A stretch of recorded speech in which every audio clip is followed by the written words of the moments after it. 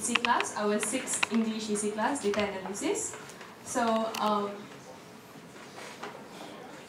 for today's class, we have with us our coach, Mr. Sunny Uy, and both of our speakers, Dr. Lau, as well as Mr. Vincent. And these are our coaches for our EC class. We actually have 3 languages, which is English, Chinese, and Bahasa. So for Bahasa, we have Fatin Fadila, and for English, we had Mr. Adrian O, and now it's Mr. Sunny Uy, and as well as Chinese. So this is our upcoming classes. If you guys can't really see from it, we actually have the brochure outside the registration counter. And our upcoming class, which is on the 9th of May, it's a Bahasa class. It's pengurusan produk. And our next, in the month of May, we'll also have CRM and customer service. And yeah, we've already opened registration for our our upcoming classes. You can just register via Eventbrite for pengurusan product as well as CRM and customer service. And yeah, so we're actually conducting a paid class which is called Mastering Facebook Advertising, which is on the 12th of May. And we're actually currently having an early bird promotion where if you're the first 20 packs, you'll get it only for 450. Whereas the normal price is 650, so grab it as soon as you can. And to grab it, you can actually go to our website, which is www.sitecacademy.com, and you can just fill up everything over there. And yeah, and SITEC Online 100, we have another program called SITEC Online 100. They'll be also organizing an event on the 16th of May. I will let my colleague explain more about this event later. And tomorrow we'll also be conducting another class which is free, so you guys can come in, but it's in Chinese. So if you understand Chinese, you can also just walk in. And this event, because next Tuesday we won't be having an e-commerce class, but we'll be conducting another event which is co-organized by us as well. So our flow for today, one of my colleagues will be introducing to you what SITEC does and what we do in SITEC, and then our coach will take over the class. So if you're going to post any picture or check-in or anything, you can just use this hashtag. It's hashtag ECClass, hashtag SITEC. And yeah, at the end of every class, we actually conduct a survey where if you answer the survey, you'll actually get rewarded from e-commerce Milo, Ubeli, Logon, Avital, and Bistory. So do take up the survey. To take up the survey, just scan this code and just answer the questions. So without wasting any time, I would like to invite my colleague Fatin Fadila to talk about SITEC.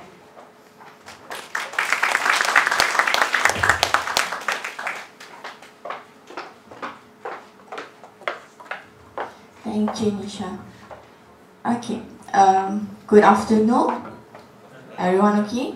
I'll be making it short. I've been told make it short as you can, but not like hello, I'm Fadila, okay, bye, and all like that. Okay, first of all, what is SITEC? SITEC basically, soft launch happened in June 2015, and SDCC itself opened to public on November. Okay, so basically SITEC main as a support system for e-commerce. You want to do e-commerce, you're not sure how to go from your retail business, e-commerce is the answer. Then we provide all the support. You want to have some advice on marketplace, website, we have all the experts here. So let's go through a bit about the pillars of SITEC itself.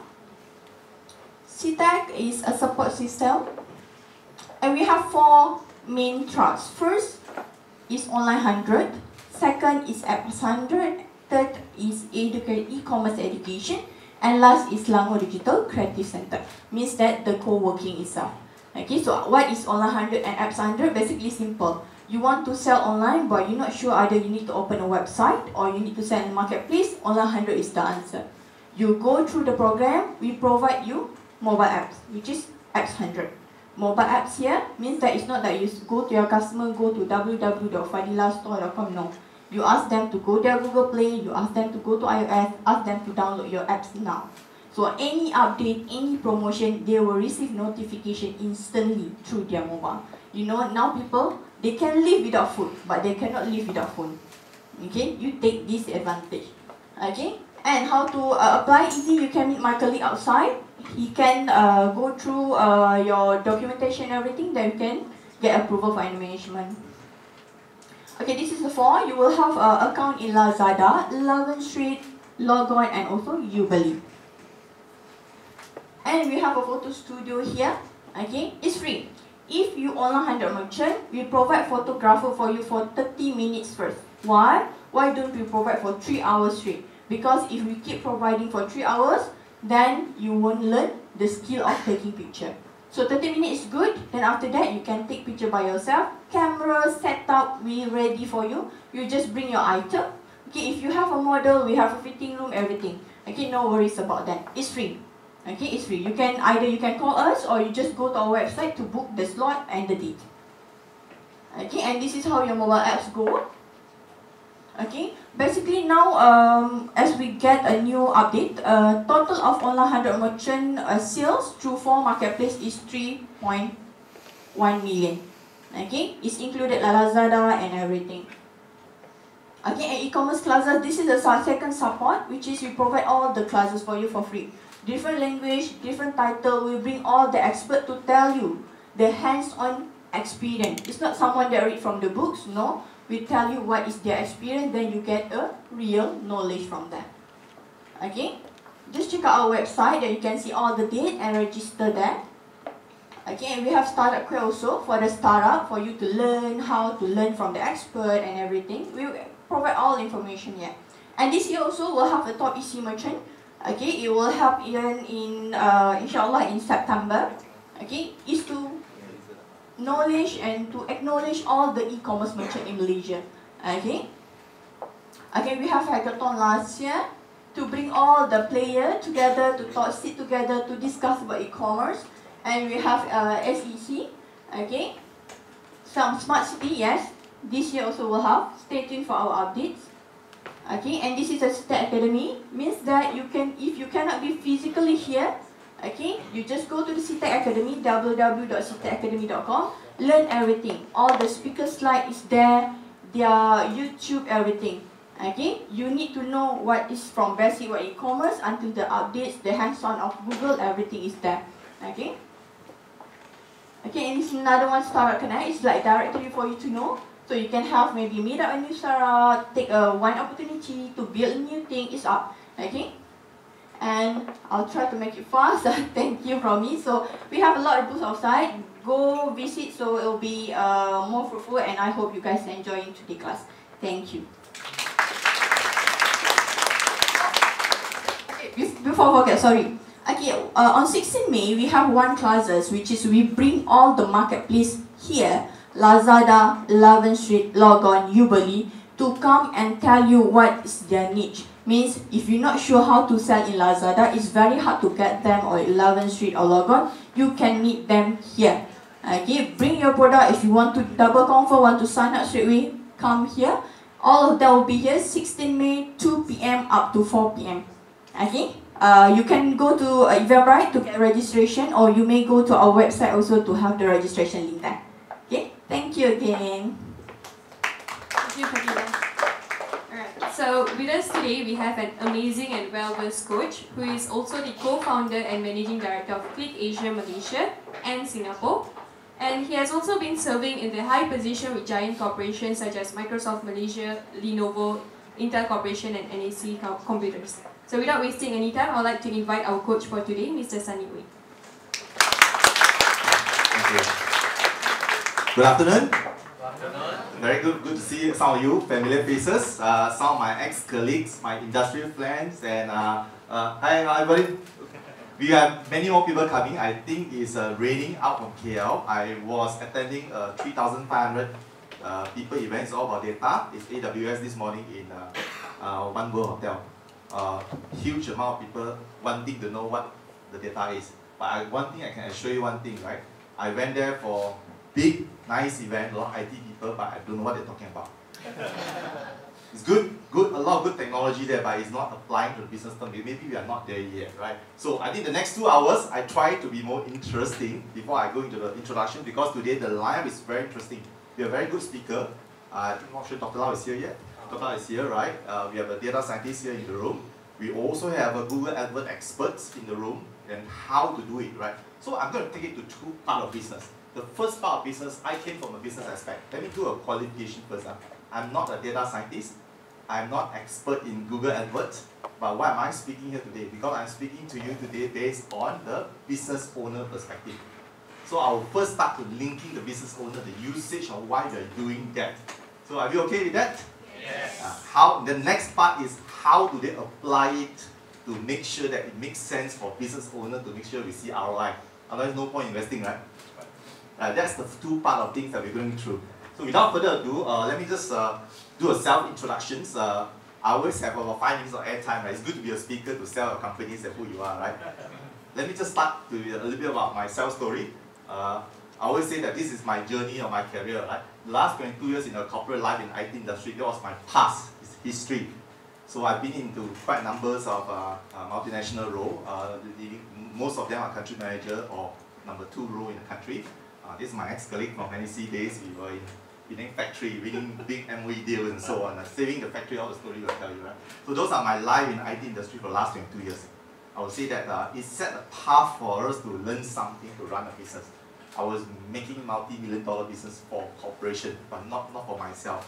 My real life started only 2 years ago. Sharon is laughing, right? And then I said, why are you joining so late? So the story is, I'm not sure how many of you in the room are under 30s. Can I put out a hand? Good, thank you. We have quite a lot of them, right? You guys still qualified for the next year, 430. E-commerce player. How many of you read articles about the 11 people listed in Malaysia, 430? They're under 30s? There are articles? Yes? Okay.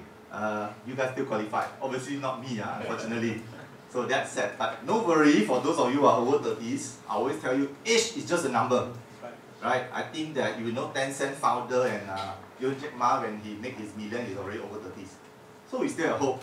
Right? Just that we don't have the energy and the things is going. Because the whole world, e-commerce is going so fast that we need to catch up to this pace. And the industry is so new, so lack of talent. Either you got talent, you don't have business sense today. But the business sense, you got no talent. For me, I got business sense, but I got no talent. So I need to start to acquire my talent 2 years ago into this industry. Right? I think let's try to map the two. I will not go through details. You can check it out on my LinkedIn. I will only friend you on my LinkedIn for business purpose. I will not friend everybody on Facebook for a privacy reason. Okay? So I think that's my profile, right? Thank you very much. And let me just introduce a bit about ClearAsia. I started this company way back in 2015. It was March. After I left Microsoft, I was running the Windows business, the Surface, whatever you buy in Microsoft consumer business in Malaysia, or any brand hardware you buy, Dell, HP, all belongs to my umbrella those days. But I was saying that big business, you see a lot of things, but that company background taught me something. Data. Nobody run and analyze data like the way Microsoft analyze data. That was the company I took. And I tell you the joke of we have something called a mid-year review. You know, some Microsoft people or ex-Microsoft people, ask them what is mid-year review, they will tell you it's a nightmare. It's like going for piano classes. Okay. Even as the bosses, we will sit down every 6 months, go to Singapore and be drill on data. They ask you about year-on-year growth, customer energy, and why is this so? That is data-driven company. So because of that, company taught me what is important of data. Hopefully that will give me some perspective in business I will share with you today, in the layman term of what we need to apply, not the tools that we don't have. Okay? So that I founded these two companies, Malaysia, Singapore. We started in Malaysia first. First order came in June 11, 2015. I still remember that. The first month we did about 97,000 in order sales. First month, that was a business, right? Thereafter, we have been growing into millions of dollars right now. Okay, that's the business we are in with. I would say that Sharon in the room, I can share, I can share, right? So I think this year, I'm about to close my year. In 3 months down the road, we have a 50% year-on-year growth in a multi-million-dollar year-on-year growth business. So it's that multiple. Is it great? No, I can tell you it's not great. Why? Because Lazada boss declared 100% year-on-year growth just 2-3 weeks ago, and HP was declaring Lazada sales. So that means that we are still losing out somewhere. That's the type of multiple you're talking about. If you read about this issue at the Age, where I think Vivek will speak about the Fashion Valley, they talk about this business of e-commerce needs to grow in a multiples of year on year. If not double digit, but triple digit growth. That's the potential of why many of you are here today. And many of the young people have opportunity, right? A little bit about the business. We started in IT, because I came from IT, right? I need to go back to all my IT friends and beg for opportunity to do the business. So today we sell more than 50 old brands. Many brands are represented in IT. But there are a few brands in particular, Acer, Logitech, okay, Samsung in Singapore and Microsoft in Singapore, Western D in Malaysia, Sandisk in Malaysia, Fitbit. Most of these brands are, we call brand store owners. We operate the brand store. So you, for instance, today you go into Malaysia, Lazada website, or even in Land Street, you type the Acer, they ask you to go official store. Those stores belongs to us, we operate for them. So we are the brand store owner. So you ask you, actually this is one of the 3 companies we have online. Asia. We have another 2 more which carry another brand like HP and also so on. So pretty much we corner up the whole IT industry online market already. You ask me, are we going out to do more brand store? The answer is no for IT anymore. Okay, that's the answer, right? Because you cannot be trying to be taking everything. So IT is pretty much done. Next month, if you are my friend in Facebook or things, I will share with you the new industry we are going in, new category we're in. So that's the type of business you can scale. What I'm trying to share with you is also that in this business you can scale beyond your core industry. That's the beauty of e-commerce. If you know the trick in online, and to me I think it's about marketplace right now, the trend, you can scale pretty much everything you can sell. But you must also choose the right product to sell. The last session, how many of you were in the last class that I shared the product sourcing and stuff? I think some of the faces I see, right? Choosing the right product is the key. Yeah, I think the key is that you know your product well. Then where we sell in marketplaces. You go to ClickAsia.my website, we do less than 5% of our business today. 95% of business are for marketplaces today. That's the core that we come from the marketplaces. But I was having lunch with some of the industrial friends, right? Sharon is in the room from ITCom, before tell you, right? This year, the landscape of marketplaces also changes. You need to be very careful because there's a decline in the sales for most of them. But you must know how to increase your portfolio mix, otherwise it will also change. Because this business moves so fast. What's worked 1-2 years ago may not work down in the next 1-2 years. So it keeps evolving, right? So where we head as ClickAsia is that we will slowly, the business model, we are actually going to be a multi-category player, founded in Malaysia, now in Singapore. The 3rd country will be by this year. My goal is to be 1 country a year. So that by 2020, I'll be in 6 countries in ASEAN country. That's the goal. So we have international investors behind us. We have local investors. So that's how we work. We are not any crowd-funded. And because also I'm not proud to be 30 years old to go and receive those fund of 1.5 million, 2.5 million, I don't know. I see these are all funded by some so-called trusted shareholders. So that's how we run the business. Okay, where we sell, as mentioned to you, today we have about 18 stores that we sell in Malaysia. I told you one of the 3 group, we have 3 online companies, this is ClickAsia. In total, we have more than 38 stores in Malaysia, Singapore. 3 companies. 8 marketplaces. This is the 6 marketplaces operated by ClickAsia. And we will be also launching the latest one on April 21st in Ubeli. There will be a store we'll be launching in Ubeli as well. Okay, you know Ubeli is actually office here. It's SITEC, so we'll be launching Ubeli as well. Right? And this is the store that we represent. And most of the marketplaces like Lazada and Land Street, we have multiple stores inside. Okay, even in Shopee, right, we have a Sandisk store in Shopee.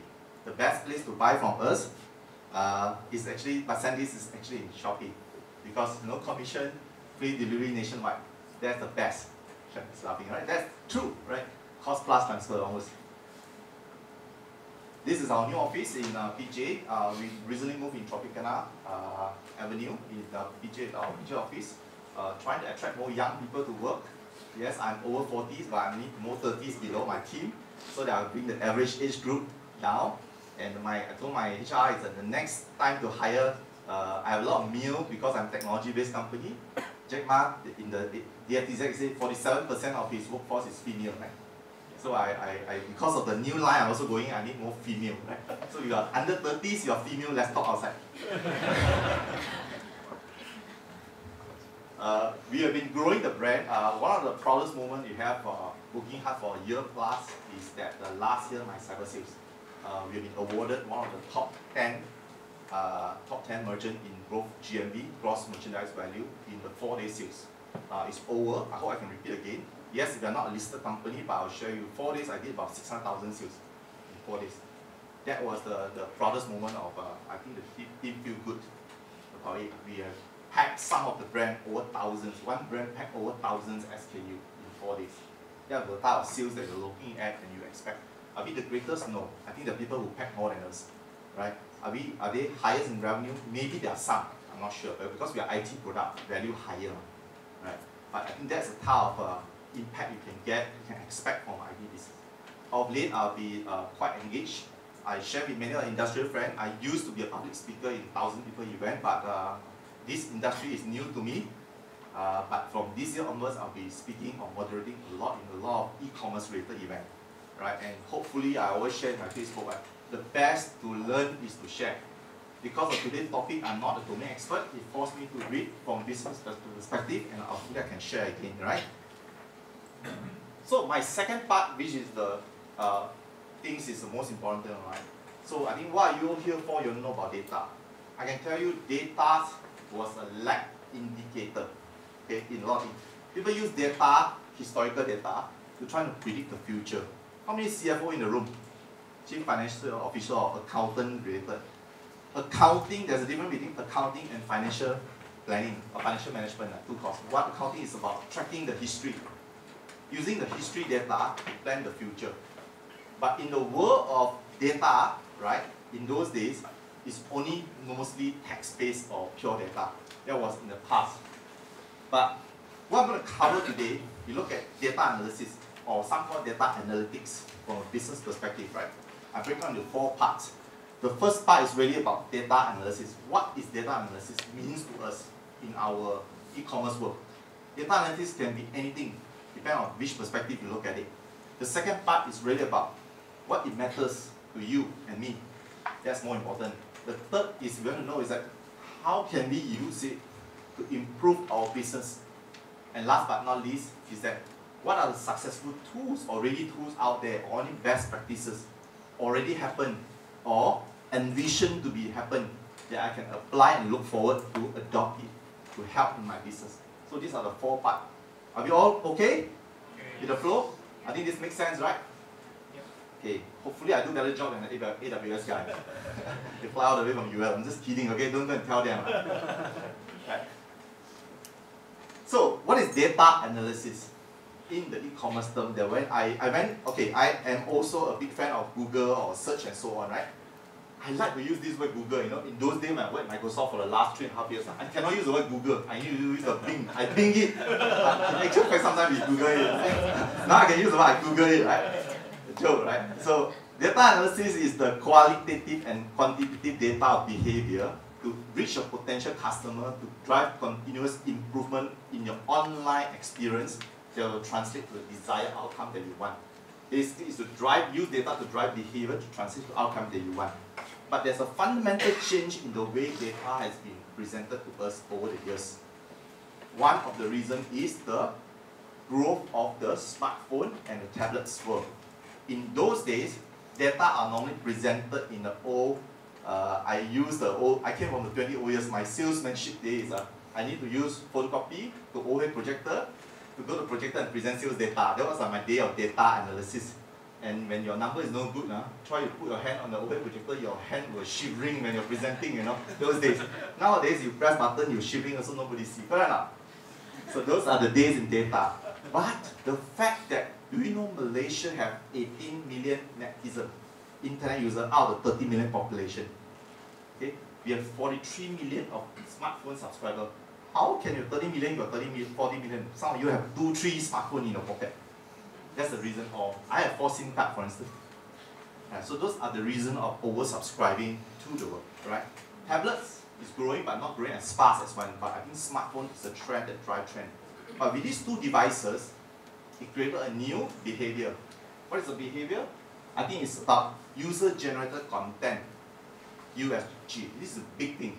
What is user-generated content? Your YouTube video you posted, your personal holiday video you posted, your own review you posted. All these are user-generated content, or many clever businessmen and women here, and you use your products, you post it to Facebook store to even sell, and you PM me, I close the deal with you. Example, those are user-generated content. That changed the world in the way you do marketing. Okay, and many of our children today, I was told that you don't know, next time your son go overseas study, they don't know how to cook, never mind. They don't know how to iron, never mind. Go to YouTube, they can learn. Right? That was what been told in the new generation.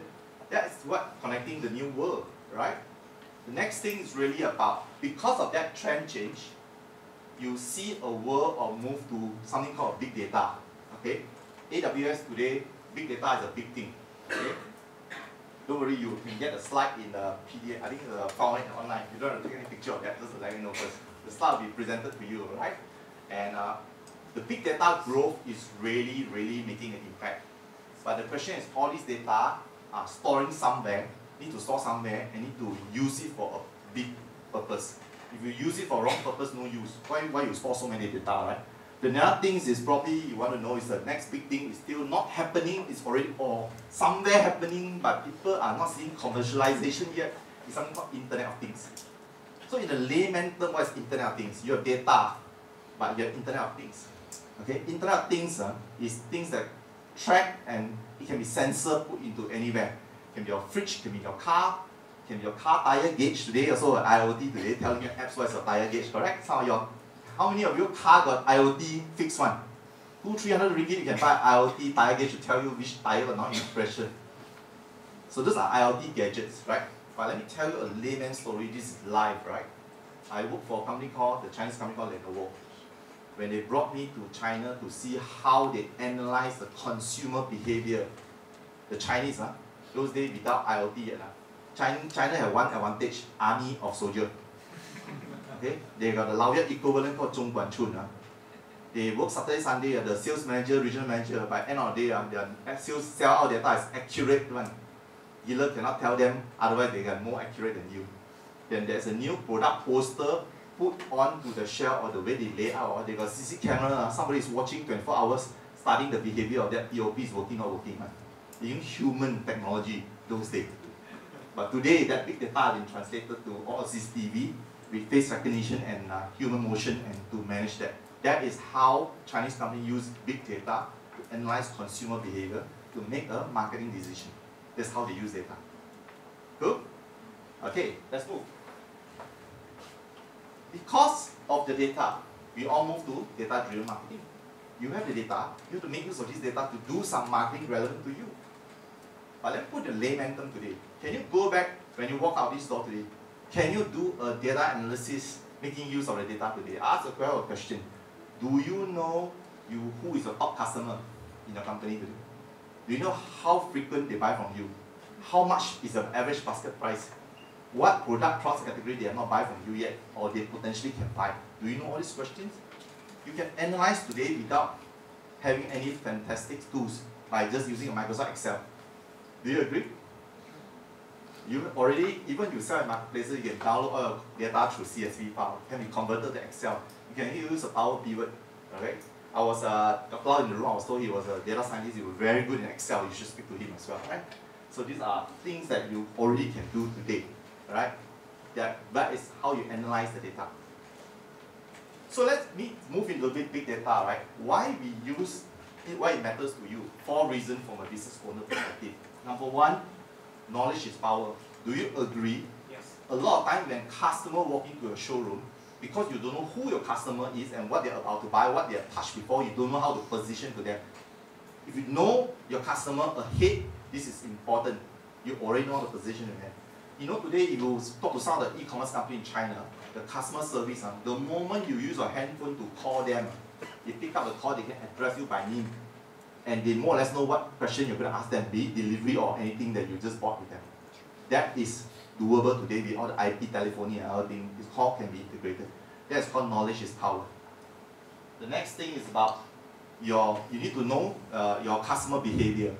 Many of our customers today have a track records of things, and that behavior is patterns you know.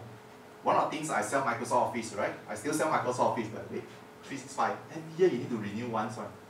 Do you know that products, without every year, for sure the same timing, you need to come back and renew one. If you have that analytics of data, you can do repeating sales without competing on price.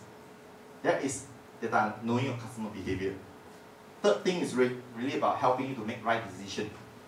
Should you buy up the stocks from supplier, make a purchase, better investment in supply chain management, or where do you invest, making a decision and so on and so forth, right? The last part really is about drive business impact. Bottom line is that you have all the data. A lot of example, right?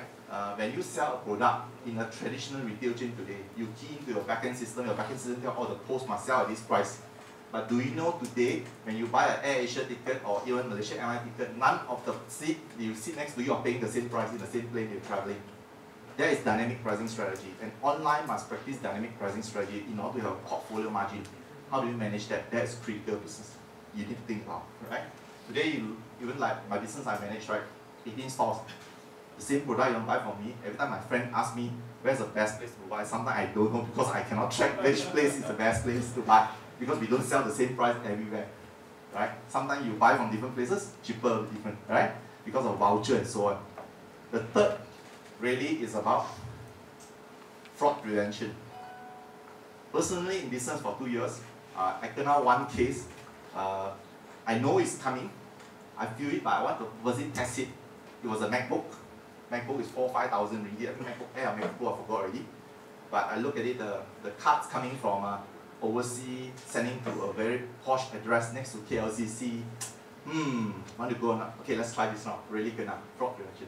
But actually, you more or less can feel it already, right? Because before that, I got also some customer following because they know we sell MacBook those days, right? They go to one of the marketplaces, I don't mention it. They bypass the issues and they gone through it a few times. Then I saw it always ships to the address, but the person who collect will never be the one who buy one. Always ask somebody mates to come down and collect one. So all these are data you need to analyze. So your operation people need to know. So fraud prevention is the big thing as well you need to know. Improve customer service. I think I mentioned about the story in China. I think that is the end goal most of you want to achieve today. Improve customer service, how to integrate that. Okay. The next one really is about, let me speak about predictive analytics. This topic was shared this morning in AWS seminars. Okay. Predictive analytics is important. Okay. If you can anticipate what your customer about to buy or the pattern going to be, that is the best in marketing. Then you can integrate, and first you can make better margin out from what demand is going to be, and you can buy and source the product to cater for the needs when it's about to meet the demand, right? Because the biggest challenge for us in business is supply chain management.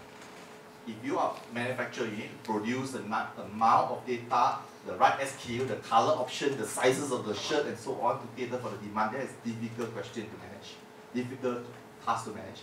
But if you use some predictive management tool and you can, with the historical data, you can predict the future. That is important in supply chain management. Okay. Of course, in the MBA term, I'll tell you, many of the vendors today, the principal I represent, why are they so want to come to e-commerce? Where e-commerce is probably 1–2% business of the grand whole thing, the big scale they're doing today, because they want to read the trend or what customer want. The buying behavior. In the past, they are purely relying on the reseller and the distributor to give a number. That is important data for them. Okay, that is one of the analytics, right? That's called forward integration in MBA term, right? The last part of it is important. Because the fact that you know what people are about to want, and you find that there's certain behavior, certain pattern very consistent, then you found that, wow, maybe I should make up this offer, this package and these services.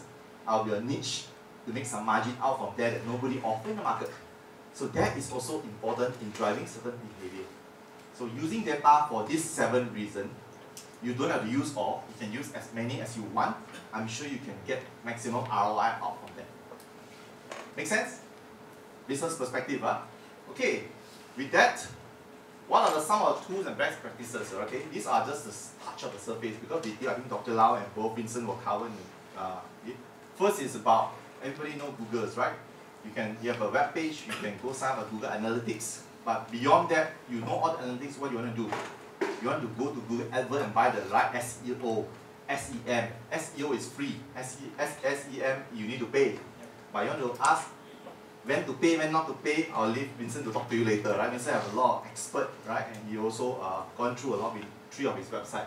So he's a real user and business owner, right? Google part of analytics, Vincent will cover in the next slide, after Dr. Lau, right? The next part I will touch on a little bit is about omni-channel. Okay, omni-channel or called online to offline or offline to online is a new buzzword a few years ago, but it's already coming to practice in the world today. And in fact, I can tell you that early this year, where some of the big US companies are announcing 3,500 retail shops closed or about to close. Even in Malaysia, our malls are slowly to feel their pinch. This evolution is coming. This transformation is coming. Omni-channel is coming. You use technology and data to drive behavioral change to the conventional business. I will touch on this in a short while. The other part of it is important. The third part, I call it the next-gen customer service. Do you know that, how many of you have live chat in your web today or speaking to customer through chat way of closing the sales? Okay, you're doing that, right? You know, operating a live chat is not easy. Because not all your workers are skilled enough to answer every damn question the customer asks. Agree or not? Especially you're selling technical thing. You can be very frank, PM, the moment I ask you certain thing, can you tell me that I have a compact Presero, what model, which generation of Kingston memory, or go in war or die. That one you need to go to a few websites to check to make sure they buy the right thing. You sell, you deliver wrongly, 14 days they should return to you, then you rugi. That is live chat, you need to be very careful. So you need to make sure your people are well trained. But there are ways you can use technology to answer the problem like that. Okay, but you need some investment and time and of course resources to make things happen. Because there's a problem, there's opportunity, always remember that. So live chat is important. Okay, that's why some people have a frequently asked question to address some of the common thing. A lot of people in Shopee, if you sell in Shopee, you know, most Shopee customers like to, I just place an order, where's my delivery? Those things can be solved today without human intervention, without chatting too much. Right? You can use technology to solve. I'm sure many of you already know what to do. The last, most important thing is about customer life cycle management. I give you an example. All of us have a smartphone, right? Let's say today you have a kids. I have a kids about, okay, don't tell too much, 10, 11 years old, right? You think my kids will own handphone? Average people will change handphone how many years? Every 1, 2 years. 2 years last year we change one handphone. So a brand, I lived through the era of NEC to Sony Ericsson to Motorola to Nokia and all this gone, and now Samsung and probably who's now is Huawei and generation of phone, right? It's very difficult to have a customer lifecycle management that is loyal to your brand. Of course, iPhone, Apple user will probably, hey, I used many generations of iPhone before, right? The question is that customer lifecycle management is the key. For people who are like my son age all the way to 50, 60 years old, they're probably going to buy 20 times of handphone, correct or not, smartphone? If you can manage the customer expectation very well, this is the customer lifecycle cost, or before they become your customers, to where this is where you milk the profit out from them maximum in the shelf life, and towards the tail end, they also upgrade less because the time they are about to retire, right? You know, some of our father mothers they prefer the old Nokia candy bar. Yep. Okay, I used to come from this Microsoft before they merged. I was asked to manage the business for a short while. That candy bar business is a $50 phone, but it's a very good margin. But it catered for the old men, all the old men, because they like the font to be very big. But big business, 10 hours battery life, 10 days battery life, okay? No joke, that $50 thing can get 10 days battery life, right? I can tell you, big market, not for Malaysia, for some of the emerging market, still very big. Okay, that I can tell you, this business is, so you need to understand the customer lifecycle management. Which part your product belongs to where? How do you manage them? Can you hold them as long as you want? Personal experience. I walk into Maxis Sunday Pyramid showroom, trying to check my plan, sometimes weekend shopping, nothing to do. I got 4 lines, so I went to check my plan. So you know what they normally do? They ask you for your phone number first before you tell them what you want to do, correct or not? Experience? Real experience? Yep. Do you notice the moment you give your phone number to them, your data has been input to their server, the data analytics will tell you company, and what you ask, immediately later you walk out showroom, boom, the personalized offering come into your phone already. Yep. That is target marketing. That is using data with what you asked recently, but of course they are not everything censored yet. Some has used location based already, but this one they still need to key in themselves. Location means you walk in. One good demo later you will see the life of the future of what omnichannel can do. There's a classic example of what people are using data today to analyze what you want and do something. Okay? With that, I will not spend much time to this because this is a detailed discussion, but I want to share you the omni-channel, right? I will skip this and show you 3 videos. Does it sound good? Okay. This chart basically tells you, if you've got time to read, you can read in the internet, right? It's basically omni-channel, or the way of retailing today. You can do with online every part that you can do, okay? Okay, can we play the first video? How many of you saw this video, Amazon Go? I'll summarize it later. Can we play this? 4 years ago, we started to wonder, what would shopping look like if you could walk into a store, grab what you want, and just go? What if we could weave the most advanced machine learning, computer vision, and AI into the very fabric of a store, so you never have to wait in line? No lines, no checkouts, no registers. Welcome to Amazon Go. Use the Amazon Go app to enter. Then put away your phone and start shopping. It's really that simple. Take whatever you like.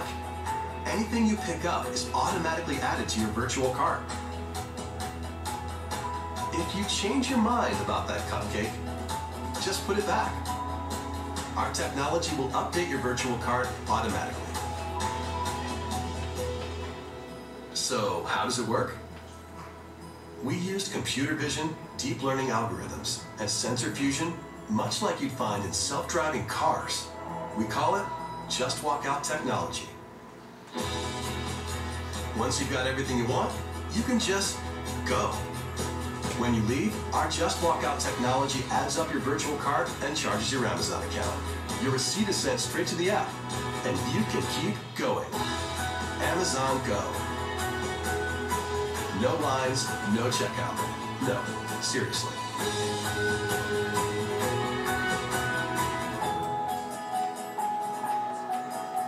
By the way, this store is live now in US, just early this year. Have you seen this video before? Okay, many of you seen, right? But you think it's doable now, today? Doable in Malaysian culture? Maybe yes. Let me explain to you why. Because thieves also have NFC phone today. And they happen to have Amazon account. Next time if they say, we must have Amazon account, you only can go in. The more you go in, how many things you still automatically charge you? Think about it, that's where the end goal of the one version of it. Okay, the next video I'm going to show you, actually this is real. Right? This morning I went to understand more about the platform behind. Actually, they have a lot more things they are doing that we can adopt. But the point is that, too far-fetched? Not really. You can actually start to do it in phases that we need to start considering. And this is going to change the landscape. You're not going to do it, somebody will do it, and this is where the retail landscape will transform. Okay, and as I speak now, I think people are already moving. The big boys are already moving, integrating. You need to look at your backend, ERP, and so on and so forth, right? The next video is interesting. If you, I think most ladies will like the store of the futures of how women do shopping, right? And a lot of time in the past that, when you're shopping, you don't get a good RSP to assist you. And this one, you have finger information in your tips, the end-to-end of omnichannel. Let's play this video. The way we shop is changing. Websites are behaving more like stores, and stores are behaving more like websites. Whether it's mobile ordering or interactive mirrors, retailers are innovating to offer rich experiences that integrate digital touchpoints every step of the way. With the physical and the digital converging, we head to Pioneer Court in Chicago to find out where the customer of tomorrow will shop. The Store of the Future is an immersive retail experience that combines the high-touch benefits of brick and mortar with the high-tech features of online shopping. This mobile pop-up shop was organized by retail tech company With.me in collaboration with shoe brand Tom's and apparel company Raven & Lily. One of the most eye-catching features of the store is a 30-foot-long pixel wall. This display is made up of hundreds of individually programmed modules, allowing retailers to show as much or as little as they'd like. Our digital and physical worlds begin to blur. It only makes sense that the distinction between bricks and clicks is dissolving. For Electric Runway, I'm Amanda Costco.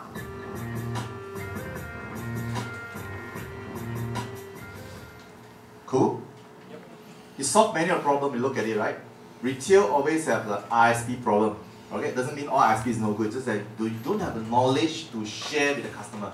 Secondly, in retail, we always have the wrong stock, wrong place, wrong time to meet the demand. This business model allows you to cater for many of these if you implement it right. Okay?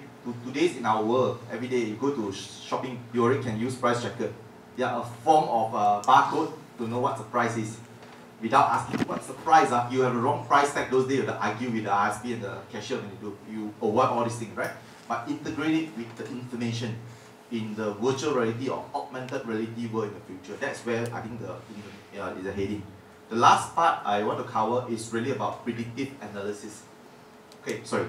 Predictive analysis is this part is interesting. You can think how you manage a supply chain, right? Imagine the potential of an advanced analytics capability that provides real-time insights into customers and processes, a kind of machine learning that fuels better decisions throughout your business and has a direct impact on revenue and profits. Predictive Analytics provides that powerful foundation. It can be deployed right at the point of impact to better understand customer behavior, reduce fraud, improve operations, and grow revenue.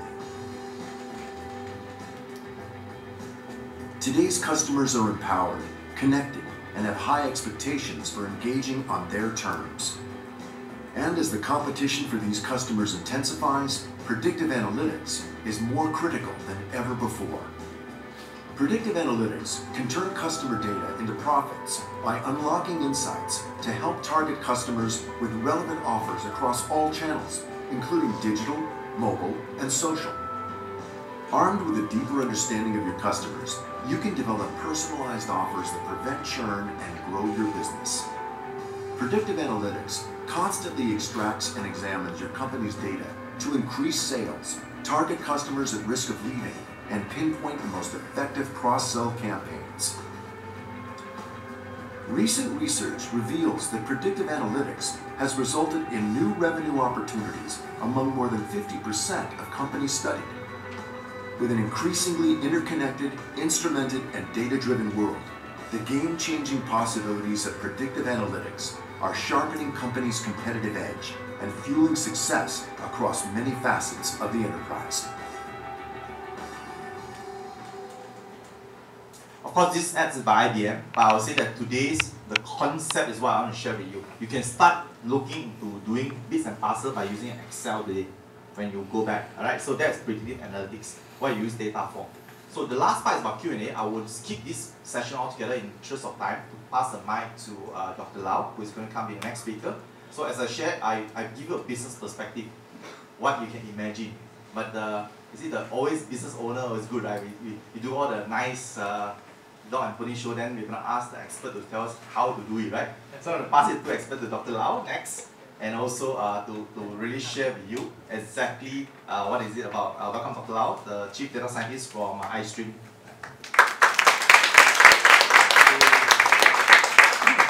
Hello, good afternoon everyone.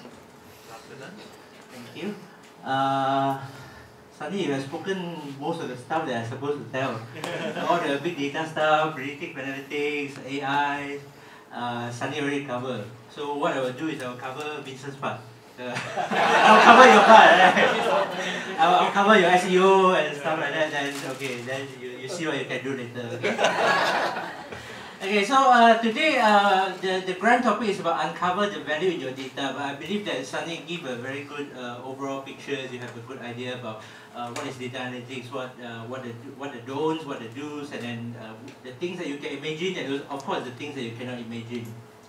Okay, so a bit background about myself. I'm currently the Chief Data Scientist at iStream. So our company, what we do is big data analytics.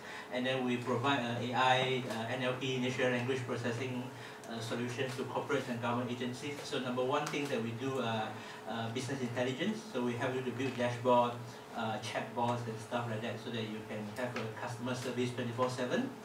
And I'm also the in-house trainer for Intel, HP, Stanchart.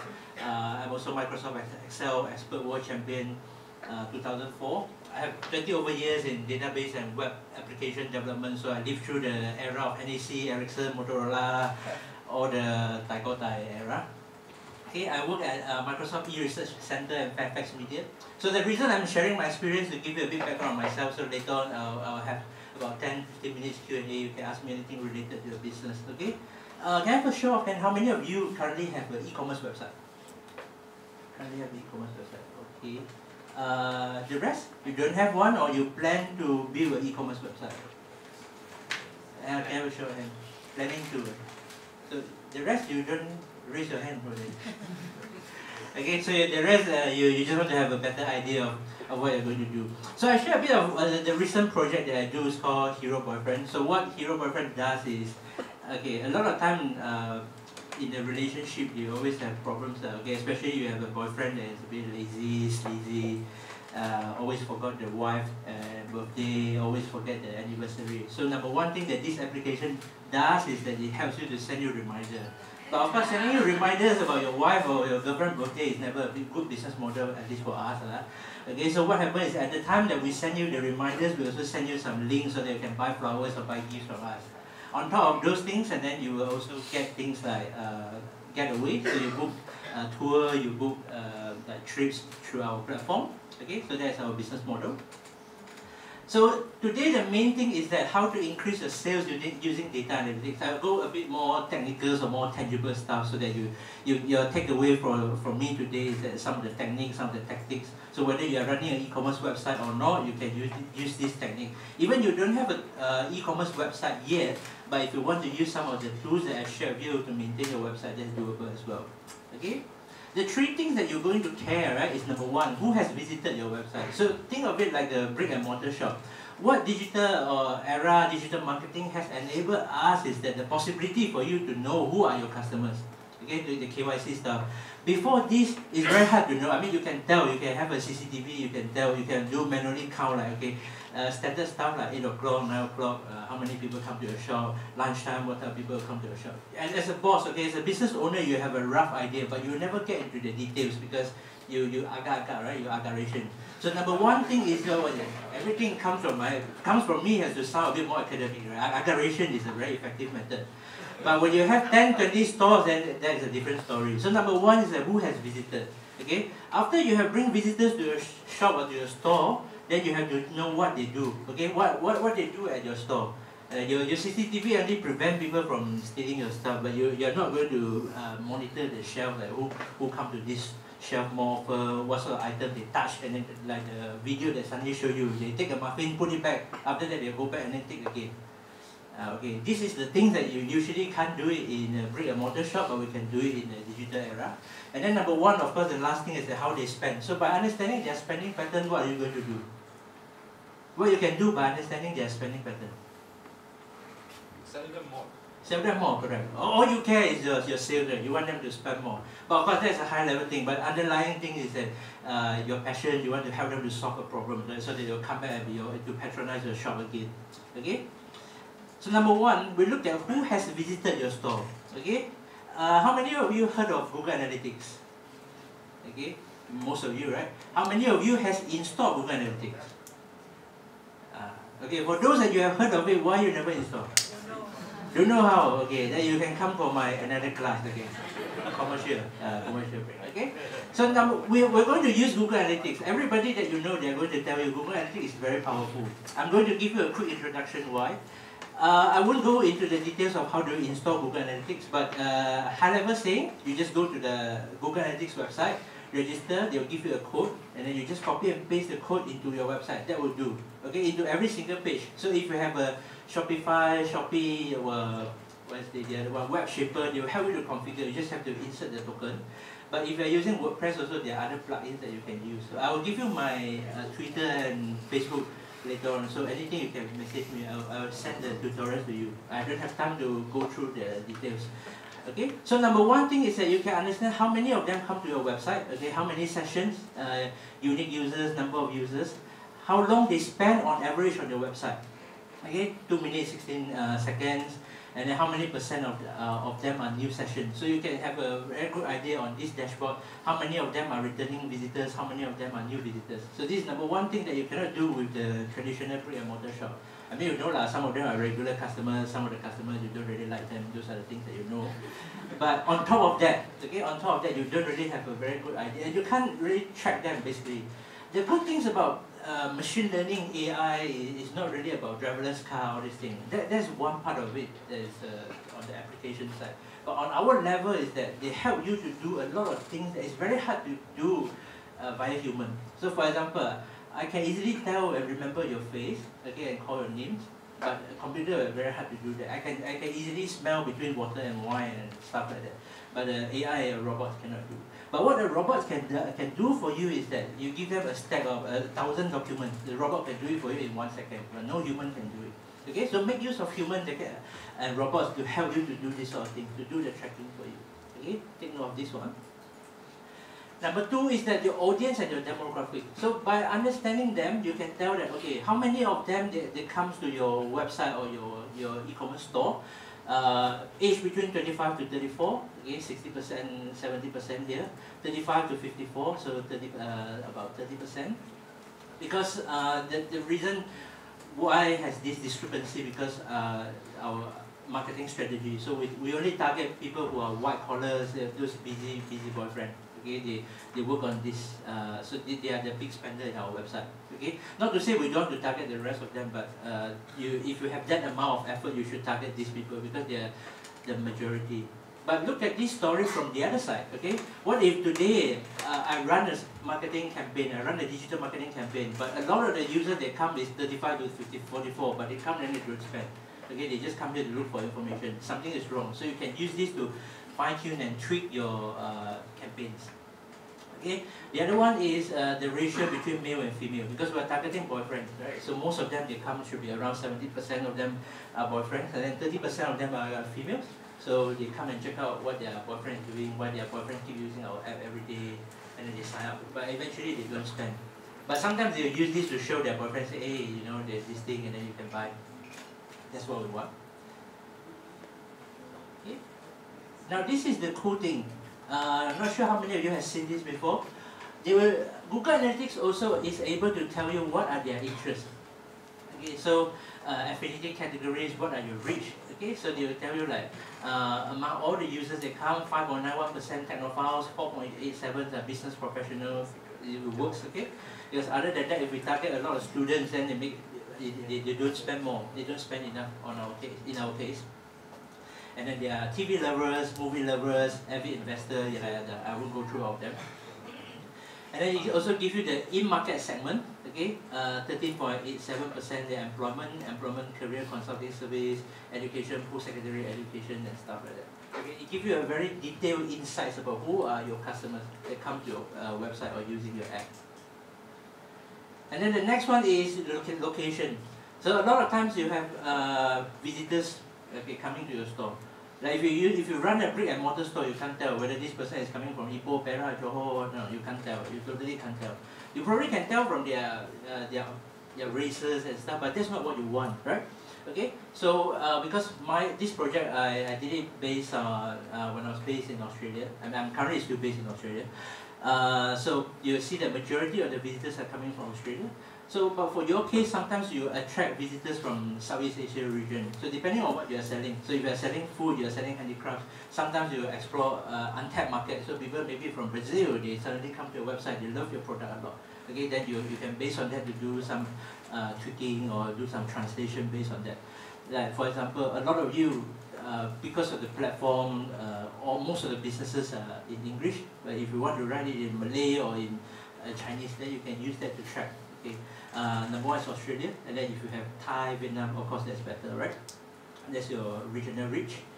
But you can also drill down to the next level is that it gives you your visitors based on the state. So given the state that they are coming from, so you can have Johor, Selangor, Penang, Sabah, Sarawak, and then in my case is I'm based in Melbourne, so most of the users that I attracted are from Victoria, okay, Victoria State, and then Sydney, New South Wales, Gold Coast, Queensland. This is just a quick example. Alright, feel free to stop me if you have any questions, okay? The next thing is the interesting one. Yeah. So from here you can understand the device. Alright. Why am I happy when I see that most of my visitors are using Apple? Anyone want to take a guess? cheaper development cost. I use a hybrid development, so it's okay. Yeah. So I develop once and then it can run on Android, run on iOS. But that's a good guess. Yeah. Any others? Spending is Okay. Why iPhone users spend more? because they buy a more expensive. Yeah, correct. So iPhone users are rich people. So, yeah. Statistically speaking, iPhone users, they are more willing to spend. Basically, they have the habit already. So everything they do, they have to spend. First of all, they buy a phone that's much more expensive than yours. Okay, so their willingness to spend is much higher. In terms of e-commerce, this helps you a lot. Right? You want to attract the right people to come to your website, and then they are willing to spend. That's the number one thing that you care. And then look at that. Oh, S7, no, not Note 7. Okay, you are safe. Yeah, and then S5, S6, iPad and stuff. So if you see a lot of your users are using iPad, okay, for example, that means the orientation of the screen, the design of your website or your apps, right? You have to pay more attention on that. So this gives you a lot of information that you wouldn't know if you run a normal traditional shop, right? You wouldn't know who brings what phone to come to your store. Okay, and there are other metrics that Google Analytics provide you. Google Analytics is one of the most powerful analytic tools that we use today. We can also tell how long did they stay on your web page. Okay, what is your bounce rate? So sometimes when they search for a website, they open your website, they come to a web page, but after that they bounce off. Okay, that means they close it or they go elsewhere. Because of Facebook, so nowadays people simply click and then they click here and then later on they hear a notification, they might go back to other page and then they will never come back. So they got distracted. Okay, which page did they exit? So sometimes they look at a couple of pages, page 1, page 2, page 3, after a couple of views, then they decided that they want to leave your website. Okay, these are some of the things that you need to pay extra attention. Anyone can explain what is the difference between landing page and home page? Anyone knows the difference? Your campaign would have brought them to a particular page. That would be the landing page. Okay. So the home page is the first page of the. Correct. So first, home page usually is the page that you see when you type in URL, so www.facebook.com. That's the home page that you see, right? You type ebay.com, that you see something.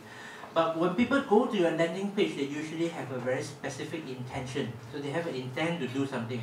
So for example, they search for milk bottle, okay, or you run an ad. A lot of you make this mistake when you run your Facebook ads campaign is that your landing page is different from what you show on the advertisement. Okay, a lot of you run advertisement. Okay, you show like some very nice clothes, and then when they click on your ads, you bring them to your home page. This is a big no-no. Okay, don't do that. Never ever do that. So landing page is something that's very specific. You want them to do something. Basically, you have a call to action. You want them to buy something. You want them to give you an email address so that you can pester them, spam them in the future. So that's what you do in a landing page. But home page basically just come and then they do whatever they want. Home page is your entrance of your store. Right? They come in, they jalan-jalan, and then they click here, click there, then they go. All right. So these are some of the key things about how they visit. So how do you bring visitors? Any questions? Yes. The landing page will be one page of your website? No, you can have multiple landing pages, but usually one home page. Yeah. So let's say you are e-commerce store, right? You have different targets. So you can sell baby products, you can sell adult toys, you can sell. Hopefully you don't do that, but you can sell suit, you can sell belt, okay? You can sell different clothing, but depending on your campaign, and then they'll bring different type of customers to different type of landing page. Yeah, and then in each different landing page, sometimes you write content, sometimes you write a blog. Okay, how to pick the best tie that match your suit. For example, you just want their email address, and then you link them to somewhere else. You not every time they come to your website, you want to sell them something.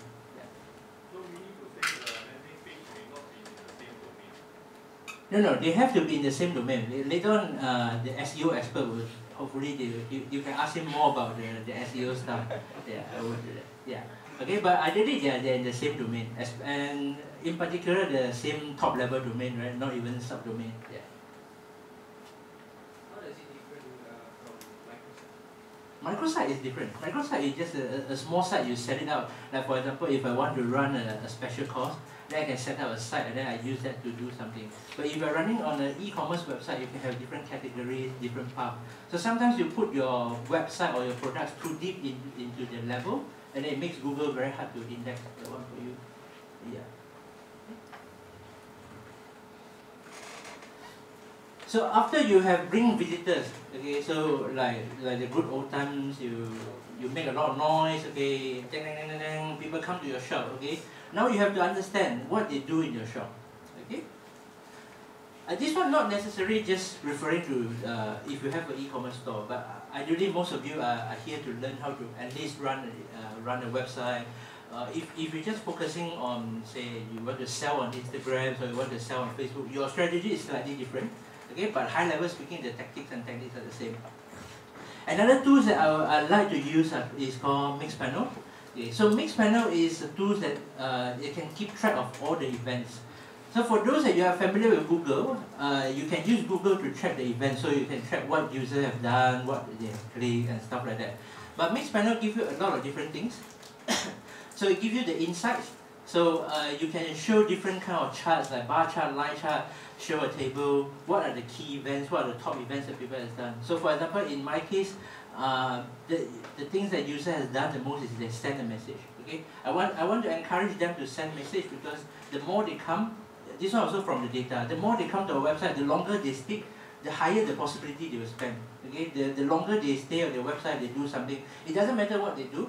Okay, as long as they're in your website, they're stuck or the stickiness is high, you use that. The likelihood of they buy something from the app is much higher. Okay, so I can I encourage them to send a message, and then they can render suggestions, they can request assistance. So these are the things that we set up. It's very easy to set up, and then you can link it back to your website or your app. This one I link it to the app. Okay. So number 2 is your retention. So retention rate is that you want to see after the user has done a particular action in your website, when is the next time that they come back and do it again. Okay. So for example, I just want to track, show me the people who did open the application, it's a bit grey, but I can send the slides to you later, and then come back and did it again. Okay, so this is the retention. So less than 1 day, how many percent, and then 1 day later it drops, 2 days later, 3 days later, and it shows you day by day. So according to different days, sometimes you make different changes, sometimes you launch a different version of a website, sometimes you do some A/B testing and stuff like that. So you can use this to visualize what is your retention rate. Okay, retention rate is a very good indicator to show whether you have done a good job in terms of your content. Okay, so you encourage your users to come back to do something. All these they call it micro yeses, okay, meaning that your users make a lot of small commitment to your website, and then it will lead them to do something bigger, and then you build on top of that. So you want to monitor, or you want to show like what they did before, and after how many days later they will come back. So it's not healthy if the user open my app day 1, and then after a couple of days later they don't come back and open it again. So what we do? So let's say you have a user that they buy something from you already, and then they don't come back and buy from you again. So what do you do? For e-commerce, what would you do? Send them newsletter, okay? Newsletter is another way to get your users engaged because you get them hooked, so they have something to look forward to. It's not necessary that they like to read your newsletter, but one day if they don't receive it, they feel uneasy. Say, hey, how come this guy never sent me something anymore? So you play with their psychology. So there are 7 principles, but this is one of the key ones that the consistency, so that you always appear in front of them, and then later on when they want to buy something, they think of you. Okay, they will not think of your competitor. So this is what you want. On top of that, newsletter is a very good strategy. Promotion, right? Send them offers, promotions, ask them to come back. And then if you are running an app, you can send them push notification. But don't keep sending them. Okay? You send them moderately, and then some of the content that interests them. Gone are the days that you go to, like, last time very stupid, you see people walk past and, hey, sir, you want to sign up for a credit card or not? You still see they do this in 1U. I don't know why. They should have come to this class. But don't do that in digital marketing. Don't do that. Okay, your user come to your website have a very, I mentioned before, very specific intention. They know what they want. You don't ask the stupid thing. Oh yeah. Okay, this sort of thing. So you want to make them feel better, right? So you show them something that's relevant. So maybe they want to buy something, but they worry about your refund policy. Most of the time they worry about your refund policy. Okay, you take their money in 2 seconds. You refund the money them in 2 weeks. They're not happy. A lot of times it's like that, right? So you have to make sure that you clear away their mental barriers, and then they are more than happy to purchase or do something on the website. This is all the elements that affect the retention. Okay. The third one is a bit more complicated. It's called funnel. So funnel is the way that you imagine like a funnel from a very big top of funnel. They call it tofu. And then up to the very bottom where you want them to do something. So not everybody that comes to your website will buy from you. Okay, a lot of e-commerce merchants, they fall into this trap. It's like, oh, how come that many people that come to my website and then they don't buy? It's okay, it's normal, right? You go to people's shop, not like every shop that you go you will buy something, right? Definitely not the case. So you have to understand the funnel is that what type of leads that you bring into your shop. Okay, what sort of people that you attract to your website. Like I said, we have successfully attracted iPhone users. This is a good sign. Alright. I'm not discriminating people who use Android phone. Okay, you guys are good spender. We have people who use Android phone and spend as well. Yeah, but statistically speaking, that's what we found. Okay? Just that Apple users are more used to pay. Right? Okay? So you have to identify your funnel. Okay? Some of your funnels they come from different. You target the different audience. You target male who works like 25 to 34 years old, like our case. Or sometimes when we run, let's say, education event, and then we target SPM leavers, for example. So those are your funnels. And then from that funnels, you reduce the scope, and then you see what sort of things you ask them, okay, your gender, your interests, and then you small up, and then eventually you find those that Mixed Panel will tell you who are the one that's converted, and then you have they'll give you a prediction score, A, B, C, D grade. So you can focus more effort to target those people who are more likely to convert. Okay, these are the power of data analytics. Yeah. Okay, there are also other tools that can help you to understand a lot more about what your users are doing. Number one, you can use things like Mailchimp, GetResponse. How many of you have an email responder here? You haven't set up, huh? Okay. Okay, by the way, all of the things that I showed you today, the basic version is free. Okay, you can try them on as soon as Vincent finishes his talk, okay? Yeah. After the talk, you go back, you can try them on. Okay, they are all free, and you can also track your advertisement spend, your Facebook ads, your Google ads, because your return on ad spend is very important. And you can also track your product view. How many of you really do that? Like you go and see which product has the most view, which items has the less view together, and then the sequence of viewing, for example. How many of you does that? No, okay. These are very important because if you go to 7-Eleven, you understand. Every time when you buy bread, right? You buy roti. What is put beside the bread? Kaya. Kaya. Why? Why not something else? Why kaya? Always buy together, right? So they trigger you. So when you buy roti, you see kaya, you will buy them. Yeah. Okay, so there's an upsell, cross-sell, that sort of thing, where they bundle together. So you have to understand which item has most view and what items are always viewed together. Okay, some people, this is a classic story I always tell. If you go to Malaysian e-commerce store, Lazada, 11 Street, right, you try to buy one mug, okay, cup of mug, okay. What happened next day is that they keep sending you emails about mugs. Then they do Facebook retargeting pixel deal, right? Everything you do, you see mugs. Why? I've already buy a mug. Why am I still want to buy more mugs? Come on. Why? I don't understand. But you can try this, okay? But if you go to Amazon, they're smart. Okay, they're much smarter. So they do all sorts of data analytics. You don't need to have a very smart engine. These are all common sense, all human things. So you just need to put a little bit more thoughts on it, then you have much better results. Yeah. Okay. So the last part is, I'm so happy to hear about the marks. Okay. So the last part is about, okay, before that, any questions in terms of what they do on your website? How do you aggregate data across all these sources? Because Facebook is kind of pulling out data sources. Yes. Google. So what's the easiest way of aggregating it? Okay, easiest way and cheapest way, use Excel. Use Excel. Yeah, you export them into a CSV file and then you put them together. And then there are a lot of statistics tools that can, methods just to help you to find the correlation, or even just to see that what if, right? There's a goal seeking that sort of function, and then you see if this thing goes up, that thing goes up. But if you want something, if you're a more visual person, okay, then, right, sometimes public holiday, people do a lot of things. But when it comes to things like email open rate, right, you have to be very careful, because that depends on your TA, your target audience. So for example, if you are selling baby products, what is the best time to send email? If you are selling baby products, morning. So who says morning? They're selling baby products, milk bottles, diapers, that sort of stuff. Morning, anyone? Okay. Afternoon? Afternoon? Night? Most of you say night, right? Why?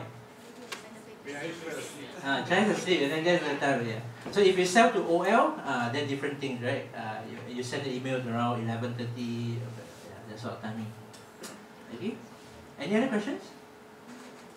About understanding what your users are doing on your website. These are not just restricted to e-commerce website. Any website will do. Okay? As long as you have a website, you can use that to track. Yeah, understand that. How do you track? Because today, people do research online. Yeah. Purchase offline. How do you track? Like you track. No, they buy from you or they don't buy from you. They buy from you, but you don't know that basically they've gone through your online. Okay. So what happens that people usually, like you said, they give them a code. So if you go online, you sell it. So what you want to do is you want to encourage them to buy online, right? So you sell cheaper online, or you give them a special code so they encourage them to use that. Yeah. Okay. Any questions?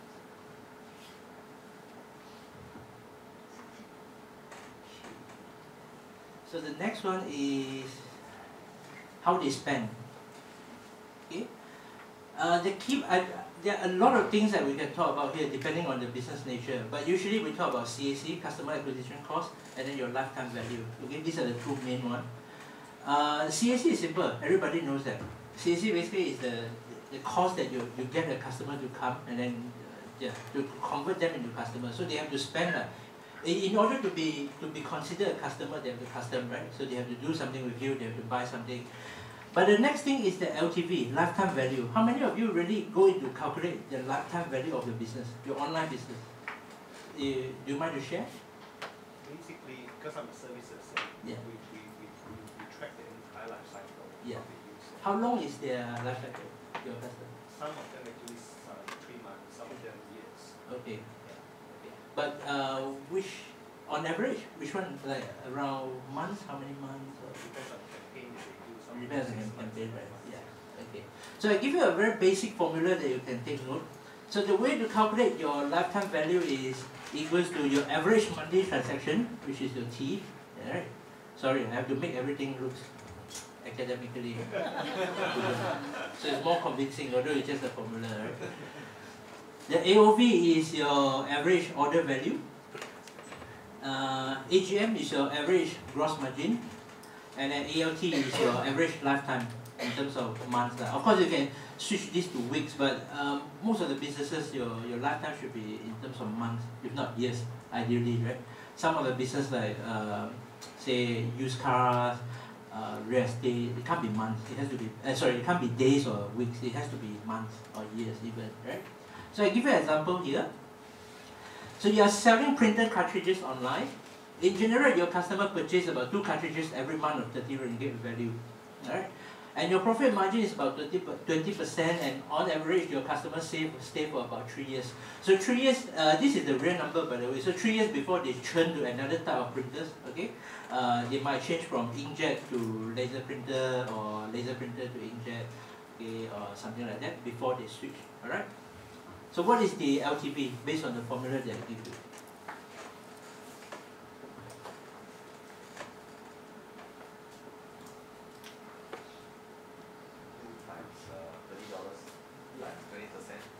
Times 30 ringgit, 20%.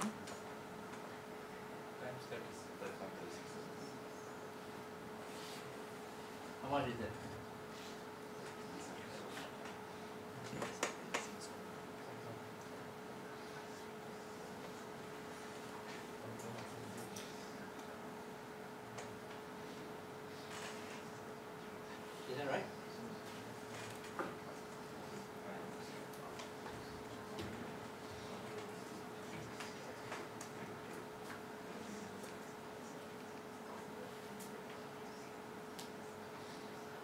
Correct? Huh? Yeah. Okay. So everybody should get. So understanding what is their lifetime value, that means on average the customer that you bring in, they will spend about 432 ringgit on your website. What does that mean? How does that affect your business? How does that affect your decision?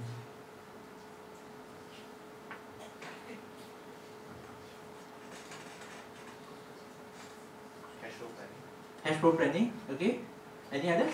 You can prioritize your customers. Prioritize your customers, yep, that's a very good one. So I say here, LTV can be further optimized depending on the type of customers, products and retention rate. This is just one formula that you can calculate, but you can categorize them. And with Excel, you can do a lot of plannings, a lot of calculation based on that. What else? There's one very important thing. Plan your marketing and budget. Plan your marketing and budget. This is the most important thing. Okay? So if you are very sure that every customer that you bring in, real business entrepreneur, every customer that you bring in, they will spend 432 bucks on your website, right? To do business with you.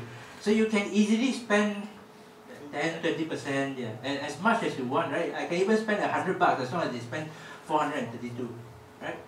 So in terms of the leads that you bring in, there are different types of leads. In general, your e-commerce conversion rate is about 3-4%. Okay, that's a generic number from the cold leads, and then they come in and then they turn to a buying customer. It's about 3-4%. That's already very good. And then if you have warm leads, sometimes if you're lucky, you get 10 to 15%. But at most, I have seen 20%. That's all. That's the best I have seen. Even that is very hard to achieve. So if don't get too desperate if you get your conversion rate is about 3-4%. That's the norm. Okay, unless you run some campaign and stuff. So that's why people, they are like Uber and Grab, they're able to give you a lot of discount every day, right? They're able to burn cash. Of course, they are cash rich, but on the other hand, is they understand that your life cycle. And when you look at this, right, their average order value and their average monthly transaction, how many times a Uber user they take cab, right? If the user experience is good, they will keep doing that, and then their gross margin is actually very high, yeah, because they tekan the driver a lot. Yeah. It's no longer a treat. It used to be. Okay, so I think this is what I'm going to share with you. Okay, any questions and answers? Okay. I have some time left. Yes.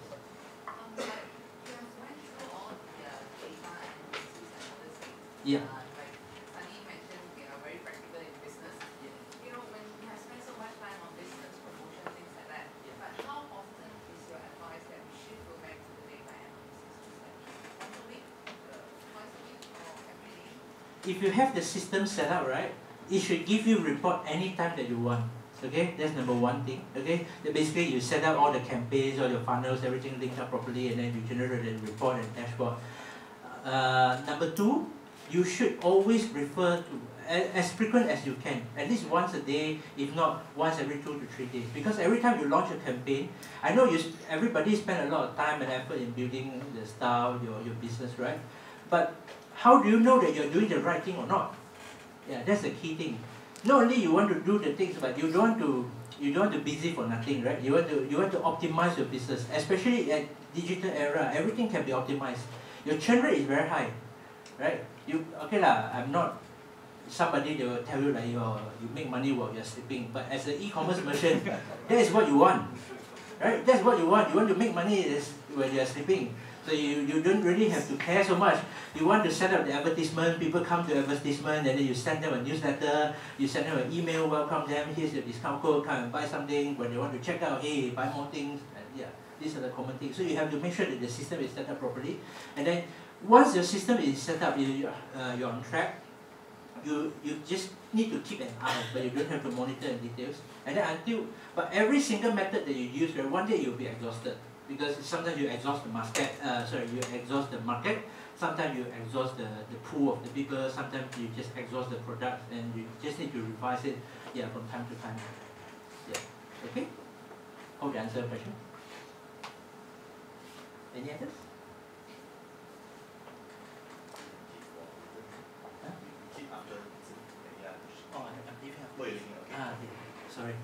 So for marketing tech, is there like a average stack that you see as the sort of minimum level for anyone to play in?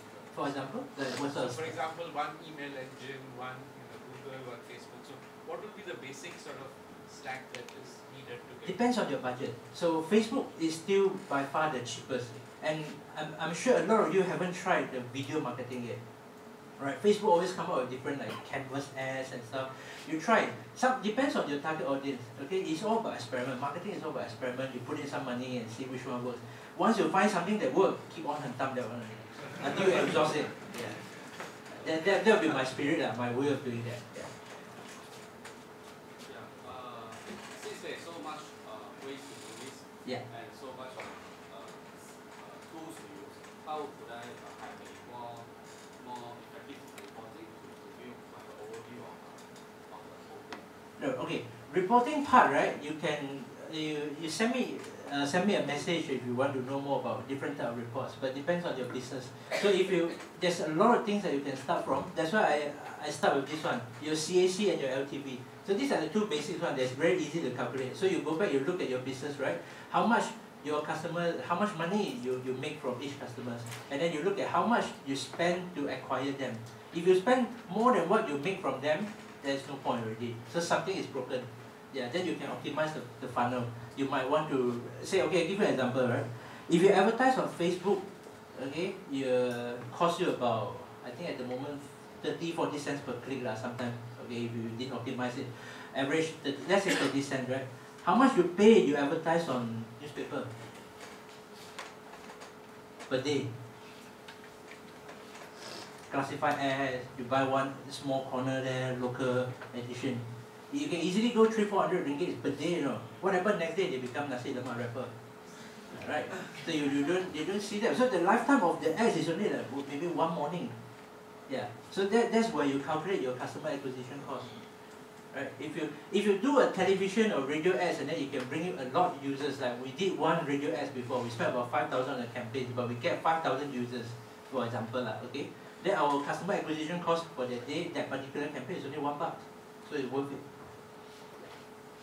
Okay, then you start from the basics and then you use the tools to help you to understand your business more.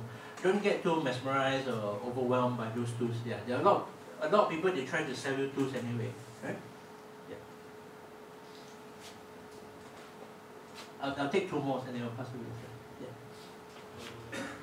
What you mentioned before about the internal data. Yeah. And how about if I want to get some external data, then where can I get and how can I get that? What sort of external data you want?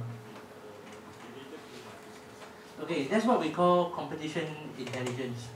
Yeah, so there send me a message or can organize another talk. So that itself is a big topic. So we'll help you to track like what are the what are your competitors are buying, what sort of ads they're using, what sort of keywords.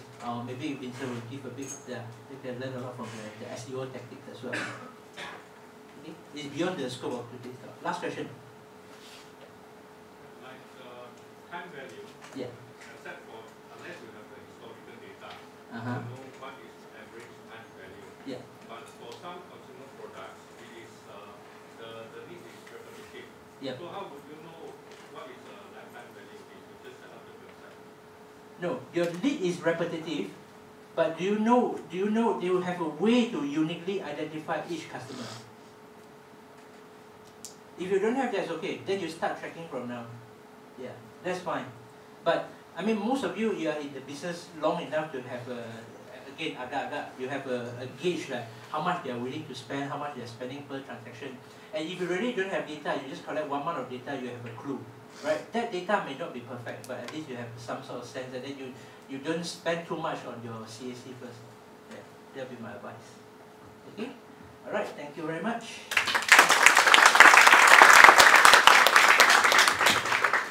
You about this topic, data analysis for SEO and AdWords. Before I start, let me briefly introduce myself. This slide is a bit boring, just forget about it.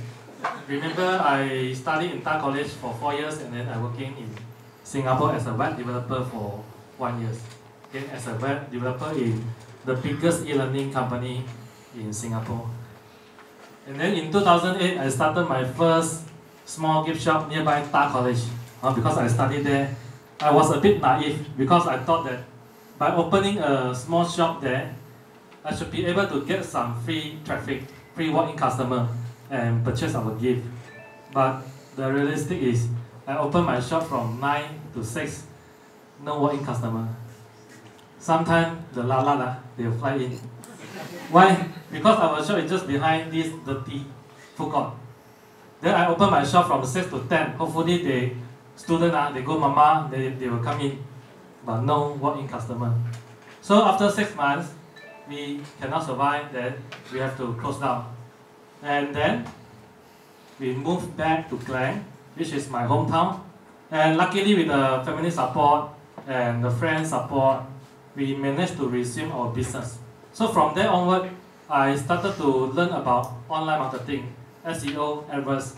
At that time, Facebook was not so popular yet. So I built a simple website called Heartbeat.my, and then I used Google SEO to drive some traffic from there. And slowly, we built our company from a small family to today, a group of 50 crazy people.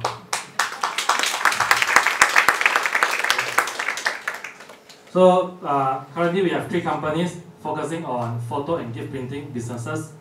And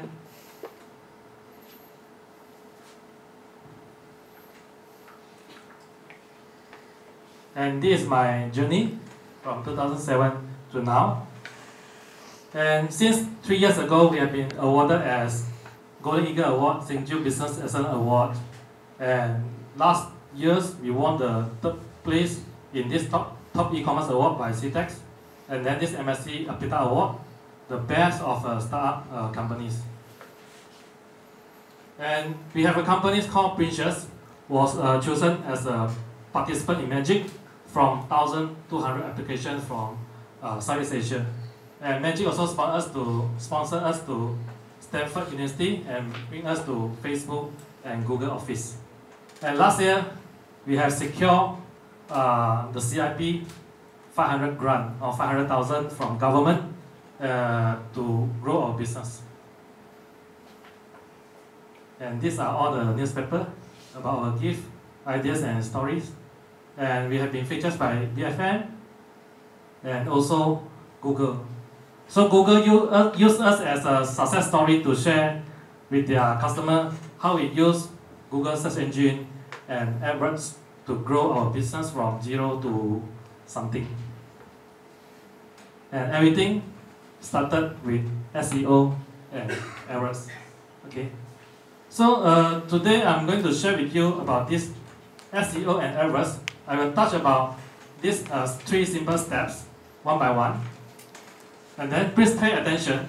You no need to snap this because I will share with you the link to download this. Okay. So first of all, let us look at this screen. If you search for Mark Printing Malaysia, right? Mark again, Mark. I don't know why today the Mark so popular. Okay, if you search for Mark Printing Malaysia, right, you can see in this red box, they are AdWords or pay per click campaign. That means if someone click on these ads, you will need to pay Google 3 ringgit, up to 10 ringgit or maybe more. So if there's 1,000 clicks, then you need to pay few thousand to Google. After this red box, then followed by this green box, we call it organic search result, which means no matter how many clicks, you don't need to pay Google single cent. Although I love Google, but today I will teach you how to do your SEO so that you don't need to pay Google. Okay. In fact, out of these 5 websites here, 3 websites are our website. So about 60% we monopoly. Okay, step 1 about SEO. For this step 1 about keyword research, you can click this link to register your AdWords later on, and then I will show you how to use this in the next slide. For this step, our objective is very clear. Our objective is to find those keywords that are less competitive, which means these keywords is very easy for us to rank on the top. Okay? And then at the same time, these keywords must have a certain search volume. Like for example, Vincent Tong Hui Leong, is it a good keyword? Right? If you search for Vincent Tong Hui Leong, my full name, of course my website will rank on the top right. But in Malaysia, only one Vincent Tong. But the thing is, no search volume. I'm not Jack Ma. Nobody is going to search my name. Then how about this Tong? Is it a good keyword? Tong is very generic. Vincent Tong also Tong. Tong Sampa also Tong. So this is too generic. Although it has many searches every month, but it's very difficult to rank on the top because it's very generic. So our objective is to find easy to rank and then must have many searches. Okay, next.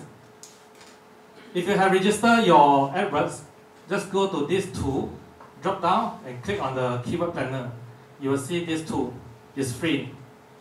So let's say I use a flower delivery as the example. Okay, let's say I own a florist shop. So I want to know how many people from KL searching for flower delivery every month in Google. So I will set the target geographical area in KL. But if you are doing e-commerce, you can set Malaysia or the certain country. Then next, set this only show closely related ideas. Otherwise, you will see many irrelevant keywords. Okay, then at the bottom there's a button, get ideas, click it, and you will see the result. Okay, from this page, keyword planners tells you, for this keyword, flower delivery, averagely, there are 2,900 searches in KL, okay, from KL. And then if you are going to use this keyword for your AdWords, you are going to pay 4 ringgit 53 cents per click. So let's say 1,000 clicks will cost you a laptop. Okay, and if you scroll down again, you will see more keyword ideas based on your flower delivery.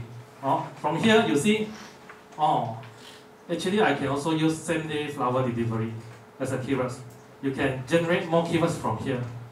A breast flower delivery, fresh flower delivery. You can sort based on these monthly searches. Then you will see from highest to lowest. If you are not happy with this result, just go back and key in another keywords. Like for example, florist in KL, something like that. After that, if you are happy with these keywords, then now you know which keyword have higher searches. We go to the next step, which is keyword competitive analysis. It's very simple. Just use this all in title column followed by the keyword. Then Google will tell you, in Google, the worldwide, there are 11 million web pages using this flower delivery for their SEO. 11 million web pages using this for the SEO. So if you want to focus on this keyword, it's very challenging. Then what I will do is to add in more keywords at the back. Let's say flower delivery KL. You imagine if you want to send a flower to your girlfriend, you'll key in this, right? Flower delivery KL, to send to KL. And you see, in the Google, there's only 848 web pages using this for their SEO. So comparing to this flower delivery, this keyword is much easier for us to rank on the top. Okay, so step 2 done. We know which one is easier. Then we come up with this Excel file. It's very easy. Not like Dr. Lau the big data. This one is just a small data. You see these 2 columns, all the keywords here, and all the search volume here, they are from keyword planner, right? So you just export into this Excel file, and then all in title column, you just use the all in title command like this to check their competitive one by one. Okay, then you copy down here. So from this Excel file, you know okay, now I have so many keywords and their search volume, and I also know which keywords are easier for me to focus on the next step. Okay, so from here I can say that florist in KL florist, these 5, they are not suitable for us to focus the SEO. Why? Because you see, their all entitled is very high. So as a SEO beginner, I will focus on those all entitled less than 1,000. Like this 17,000 or even 1 million is very generic and difficult. So just forget about these 5 keywords and then focus on flower delivery KL. You see, wow, 1,003 money searches every month. And then in the whole Google database, there are only 800 plus web pages using this for SEO. And then out of this flower delivery, you can see this one less than 1,000 all entitled. And I can say this cheapest florist in KL is a golden keyword. Why? Because you see, even though it has average search volume, but the all entitled is 9 only. That means only 9 web pages using these keywords for their SEO. So if I want to start my SEO, I will focus on this keyword. Create a page, writing something about cheapest florist in KL, and then it will be ranked on the top after a few months. Okay? By the way, anyone from KL here? Want to buy flower also find the cheapest one. Okay, so step 3. Once we have shortlisted our keywords, then we will place those keywords at these 3 places: content, title tag, and meta description. Okay, first content. Let's say I have a web page about New York. So how Google knows that this New York is this New York or this New York? Or the icon, New York. So how Google knows? Google will study your content to see whether your page has these keywords or not. Let's say your web page has something like USA, Liberty, Donald Trump, then probably your web page is talking about New York. Otherwise, if your web page is talking about temperature, hot, Daikin, cooling king, or like singing, and then the air conditioner, then your web page is talking about this New York. Okay, so content is very important to tell Google. Let me show you a real example. For this page, still remember, if you search for this keyword, my web page rank on the top, the first page. Why? If we scan this web page right, you will see that I have inserted some keywords that related to mark printing. Or like why mark printing, we have 4 types, and then I have heat transfer printing. Google knows that this word is related to mark printing. Standard 11 ounce, full coated is a mark specification. So Google knows that, wow, how come this page got so many keywords about mark printing? Then your web page must be something about mark printing. So they will high rank your website. Then the next two things is title tag and meta description. Let's say if you know HTML, you will understand this. Okay, for every web page, there must be 2 lines called title tag and meta description to tell Google search engine that what to show here on the first line and what to show here on the third line. Okay, so the first line is a title tag. You see how I write: lanyard printing, digital offset, Malaysia supplier. No matter what they search, like lanyard printing Malaysia, digital lanyard printing Malaysia, they will see my website on the top. But you see my competitor, lanyard L&R manufacturing or LS promo. Which one will you click? Of course you will click on this, right? Because for customer, they don't care who you are. They just want to know whether you have the products that they are looking for, right? So you see, don't write your company name on the title tag. And then for this description also quite important, because before your customer click on it, they can read this data description to know briefly what is your web page about. Okay? So if we don't know how to write title tag, meta description, and content, how? Just R&D online. What is R&D?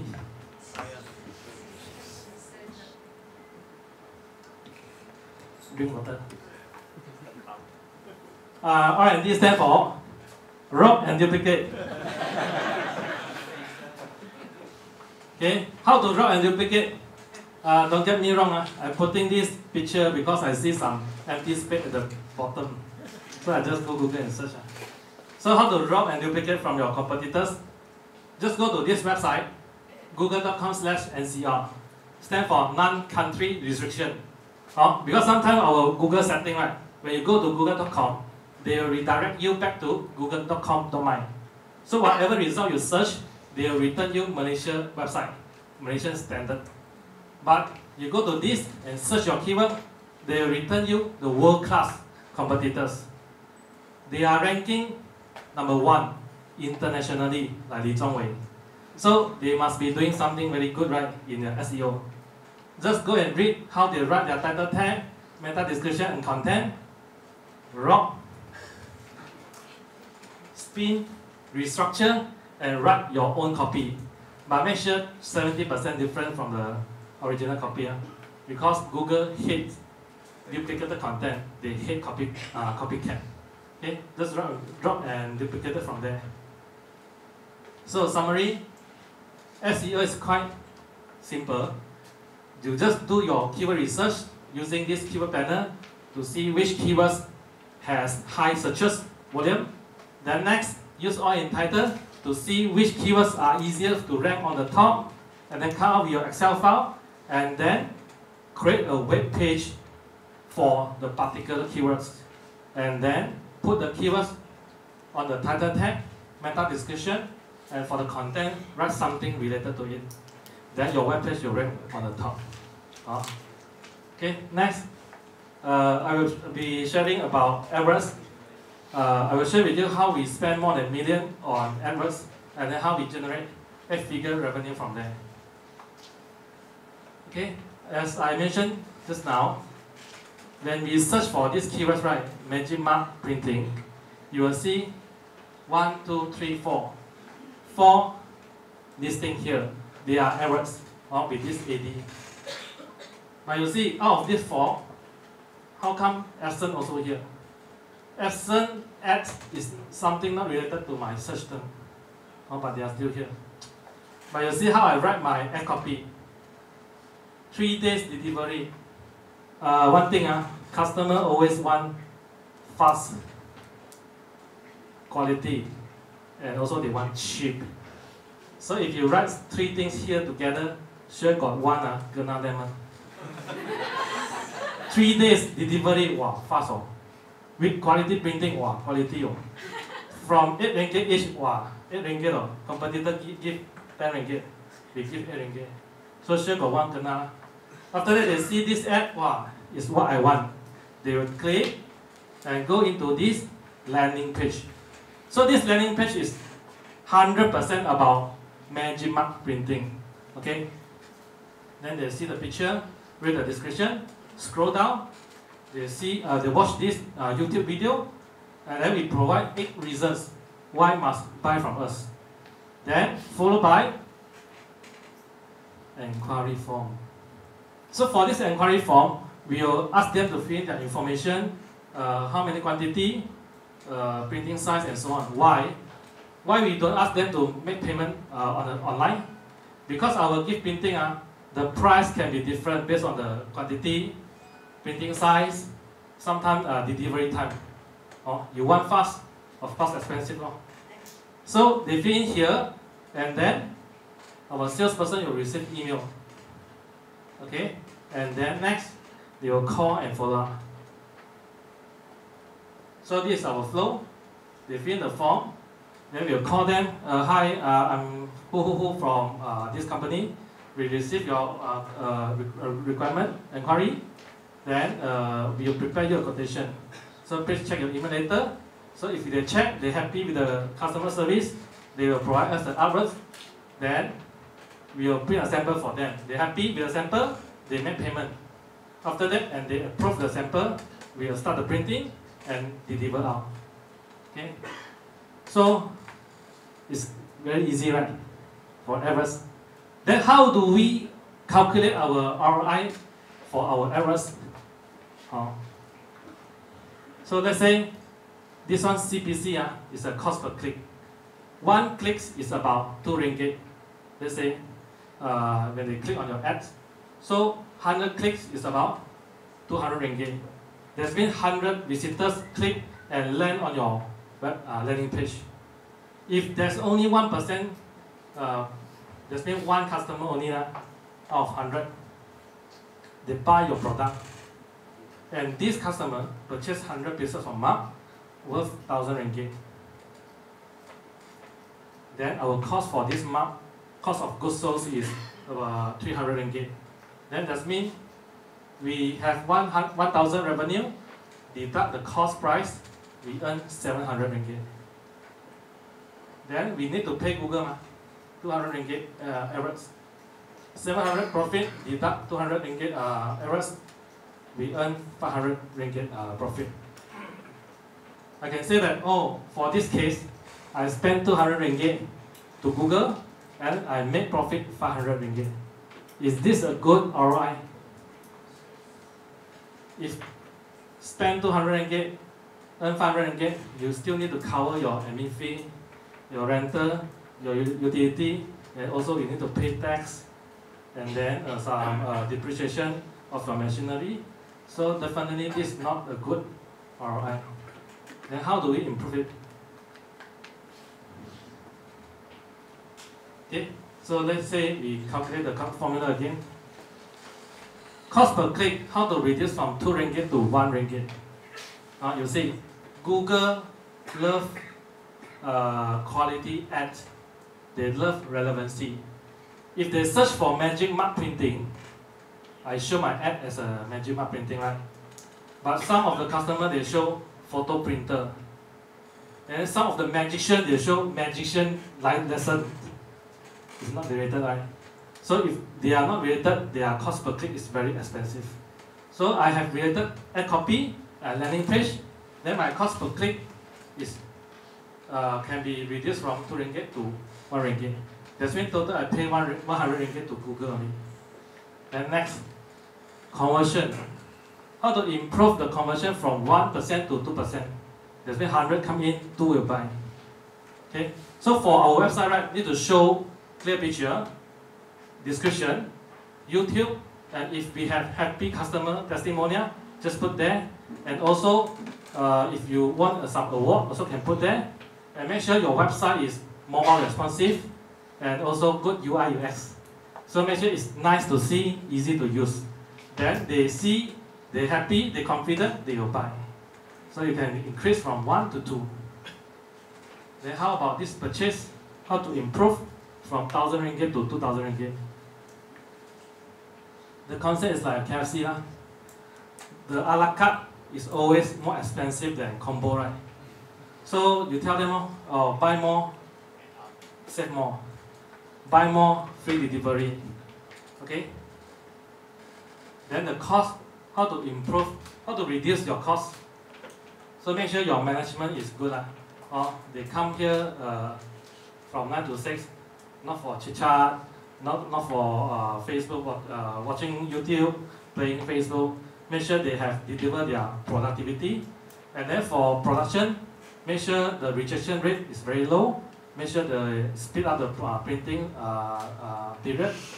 And then for cost, like if we buy more from our suppliers, of course we'll get lower price, right? So from here we can improve this cost. And you see again. So now I have 2,000 revenue. Let's say 2 customers buy 1,000 each. And I deduct my cost, let's say 600. I earn 1,004. So I pay how much to Google? 100 ringgit.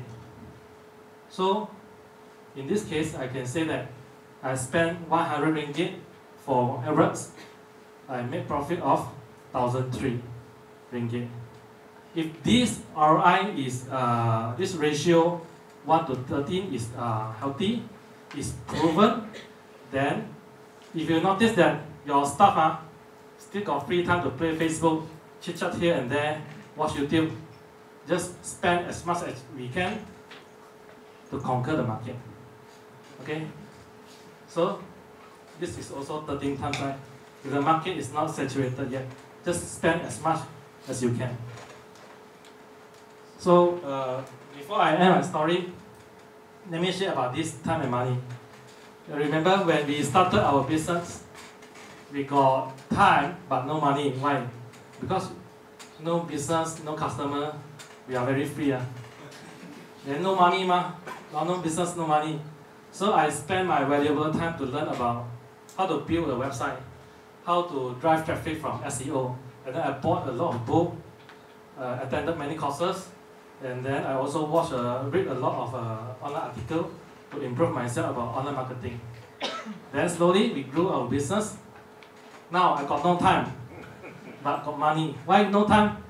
Because we as a SME founder or business owner, we always wanted to be a Superman. So want to do everything by ourselves.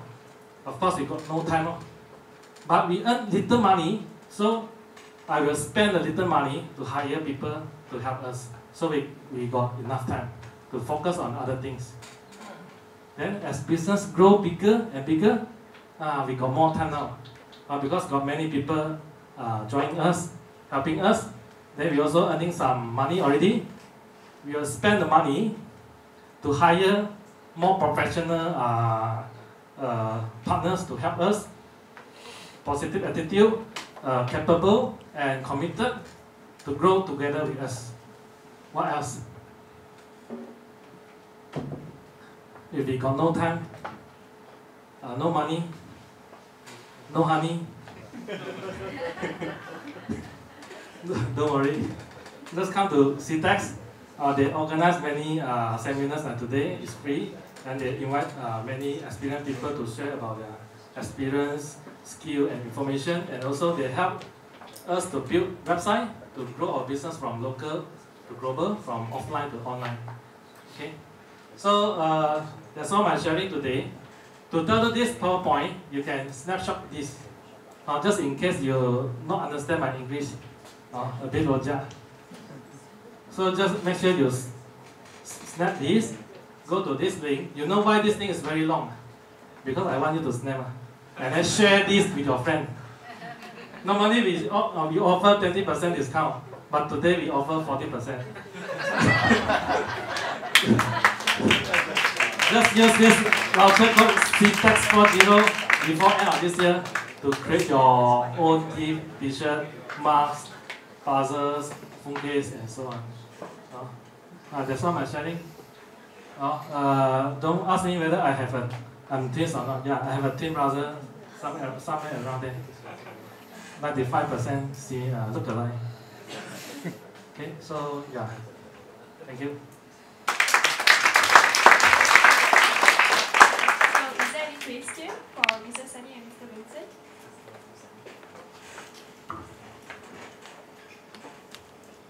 Interesting, right? Very nice. Right. Any question for two of us? I think Dr. Lau left. He asked more questions. Maybe we can take up to maybe 5 questions. Yeah. In the SEO space, there's been a lot of changes happening and stuff. Yeah. A lot of guys are following similar formats. So how do you ensure that you keep remaining sort of cutting edge and remaining top of the tracks? Yeah. Actually, Google always changing their algorithm. But two things are content is a king, linking is a queen. So make sure we design our web page in such a way that it provides valuable information to Google users. Like for my marketing for the search keyword. And then linking is a king, linking is a queen. So make sure your website is linked by many websites, and these websites are all high domain authority, which means maybe linked by related website, linked by newspaper. So because their website is high domain authority, if they link to you, it's equivalent to 100 websites linking to you. Or it's like Andy Lau say, hey, Vincent Tong is very good in singing. So that means I'm very good in singing. So make sure your website is also linked by them. Yeah, content and linking. Good question. Any more question? By the way, I bring some prizes don't give in case you ask questions. I want to give away. The last time I brought, but I forgot to give last round. So this time I'll make sure I give away. Courtesy of Sandy's. Yeah. Vincent, yes.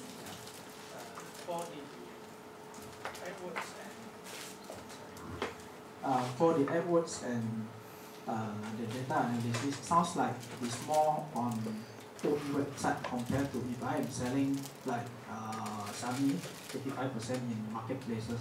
So is it useful for marketplaces? I don't get the actual picture yet. So if you are selling at marketplaces, I think Lazada they spend more than $1 million to promote for you already. Yep. So for us, like we own our website, right? It's good that we build our own SEO or use AdWords to drive traffic to our website directly. Yeah. My short answer to you is that I don't spend a single cent on marketing, but I have a lot of sales. You try to type East Asia in Google search, you see Lazada advertise for me, 11 Street advertise for me. You bring it to our page straight. So I don't spend a single cent, but I still got a business. So good. Yes. So there's gentleman there first. I'll come to you. Yeah.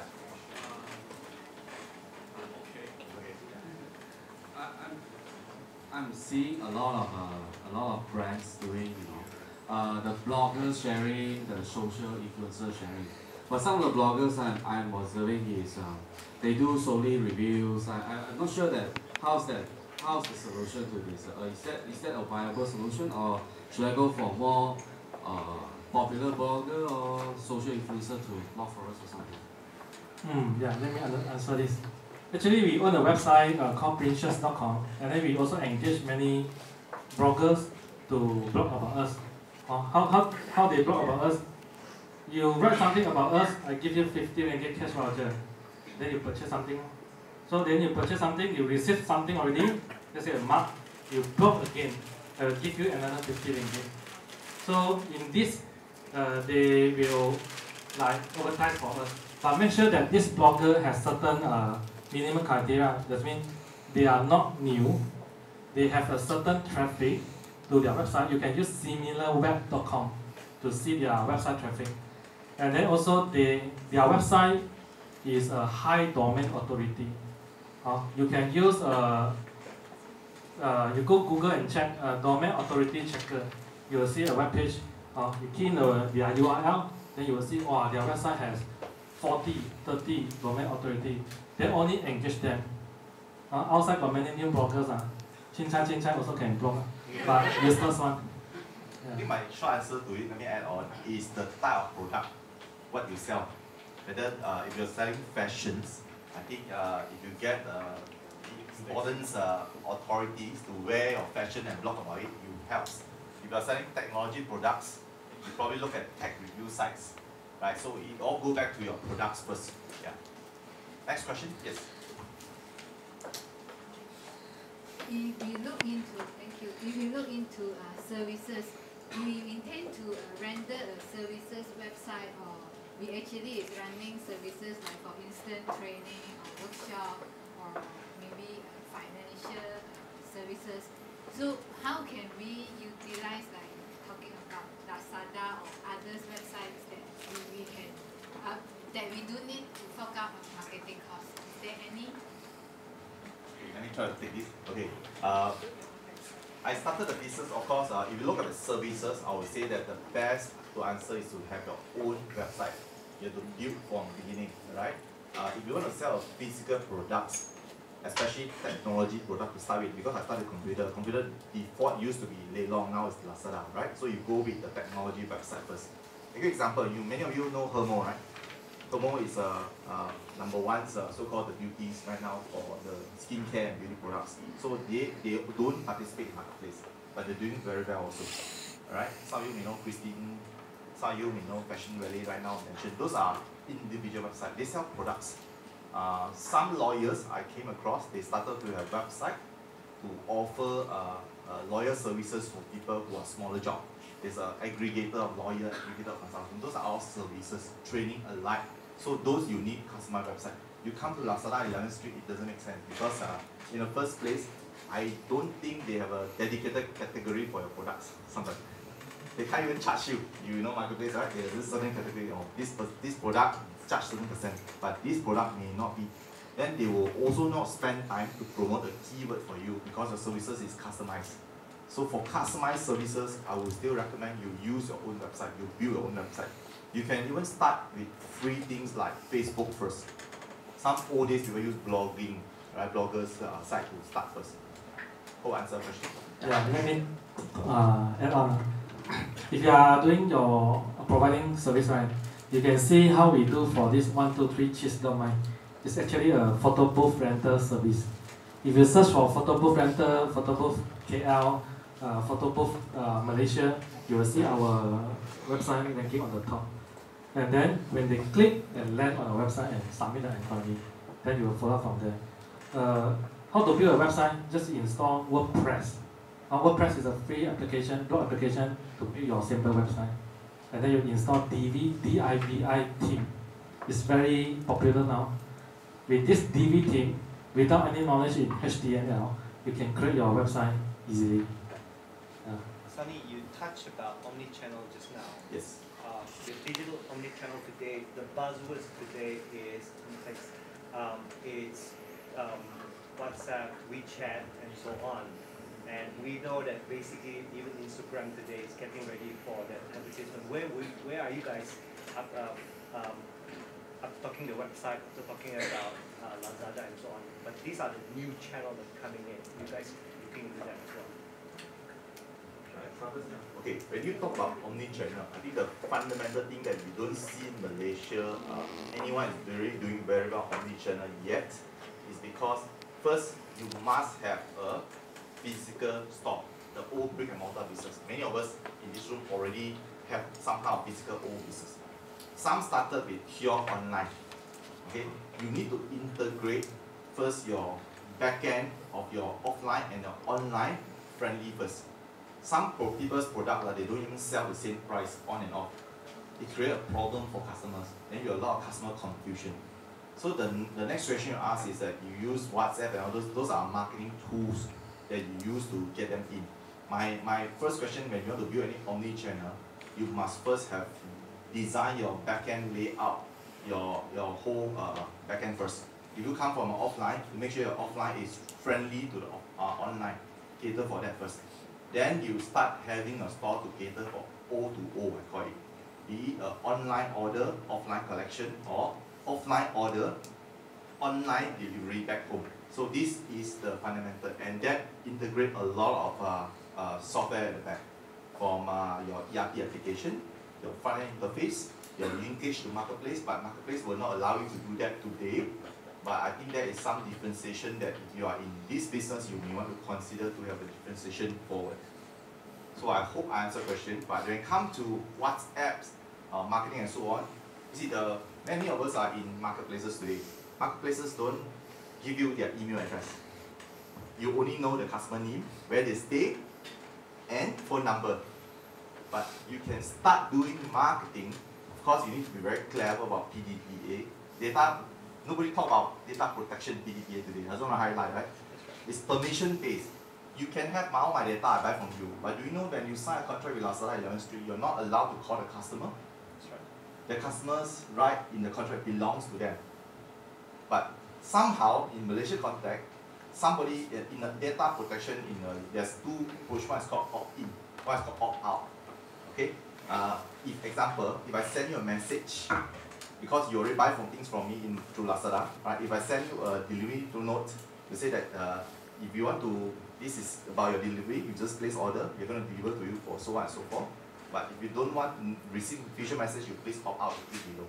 Most people will not opt out. It means default they are opt in. So from a PDPA protection, you're covered. Then next time you can send a frequent or important reminder. Like I talk about Microsoft Office story about the renewal next year. 1 month before renewal, inform them you're doing them a service. They will not feel bad because you're giving them a good service. There's a marketing of using WhatsApp to do marketing in the future. Then Example, in that case is if I have physical store already, I know you are staying here in nearby Bandar Utama. I have opened to a store in Bandar Utama. Would you want to do a drop-down collection with this store? You can get a discount. Then you can do marketing of O2O. Because you bought from me online, I can go to offline and collect. Example. So this is a classic example. You can link the whole story together if you have all the data with you. Okay? Yeah, let me add on this OMI, right, or O2O. So the O2O is online to offline. You can look at our website, DIYprintingsupply.com. If you search for teacher printing machine, or mark printing machine, or button mesh printing machine, you will see our ads there. And our SEO also ranking #1 there. So when they click, they will land on the landing page to watch a YouTube, blah, blah, blah. Okay, this is what I want. You'll submit inquiry. Then our salesperson will follow from there. Because our printing machine is about 5,000 to 10,000 or above, normally they don't simply make payment. So our salesperson will you call them and then use WhatsApp to send them some information, YouTube, how to print a mark, how to make the button badge. Then they see they got out already, then they will come to you. They see, wow, it's very simple. Then they will come to you. Then normally they will come to our showroom, right? The closing rate is very high because they already bring their money to our showroom. So this is how they drive traffic from online to offline. And then for Facebook ads, not just on Google ads. For Facebook ads, you know lead ad, right? So we show our ads to those people who like printing, art, craft, DIY. So they will see our ads. They click and submit their inquiry. After submit their inquiry, they will receive 4 automation emails about the package. They read. And at the same time, our salesperson will do telemarketing and call them. Hi, I'm who. I received your inquiry from Facebook. So our package is like this. Any question? So after calling them, then we will use WhatsApp to follow up and invite them to our showroom. So once they come to our showroom, the closing rate is very high. Yeah. That's the classic example of what Vincent gave you in the layman term of what I showed in the omni-channel in the online world. Yeah. Okay, in the interest of time, let's have a final 2 questions. Okay? One? Final 1, 2? 2, okay. Yeah. Okay, 2 questions. It's past 4, but I like the energy. We are still staying on in the room, right? Any more 2 questions, okay? Let me bring up some nice ones, okay? I was in Sunway Lagoon yesterday. I forgot to bring this, despite I have a lot. This is a waterproof one, okay? You cannot buy outside. It's a courtesy of Sandy Local, okay? Anyone? Any 2 questions? See, you need some of these, right? Yes, the gentleman at the back. Yes. You want to speak loud or pass your mic? Yeah. If everyone like drop and deploy, right? So who will? Yes.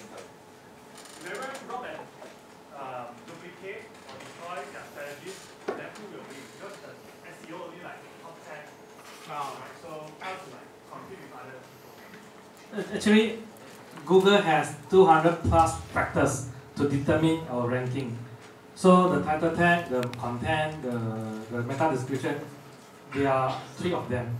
Of course, they have many factors.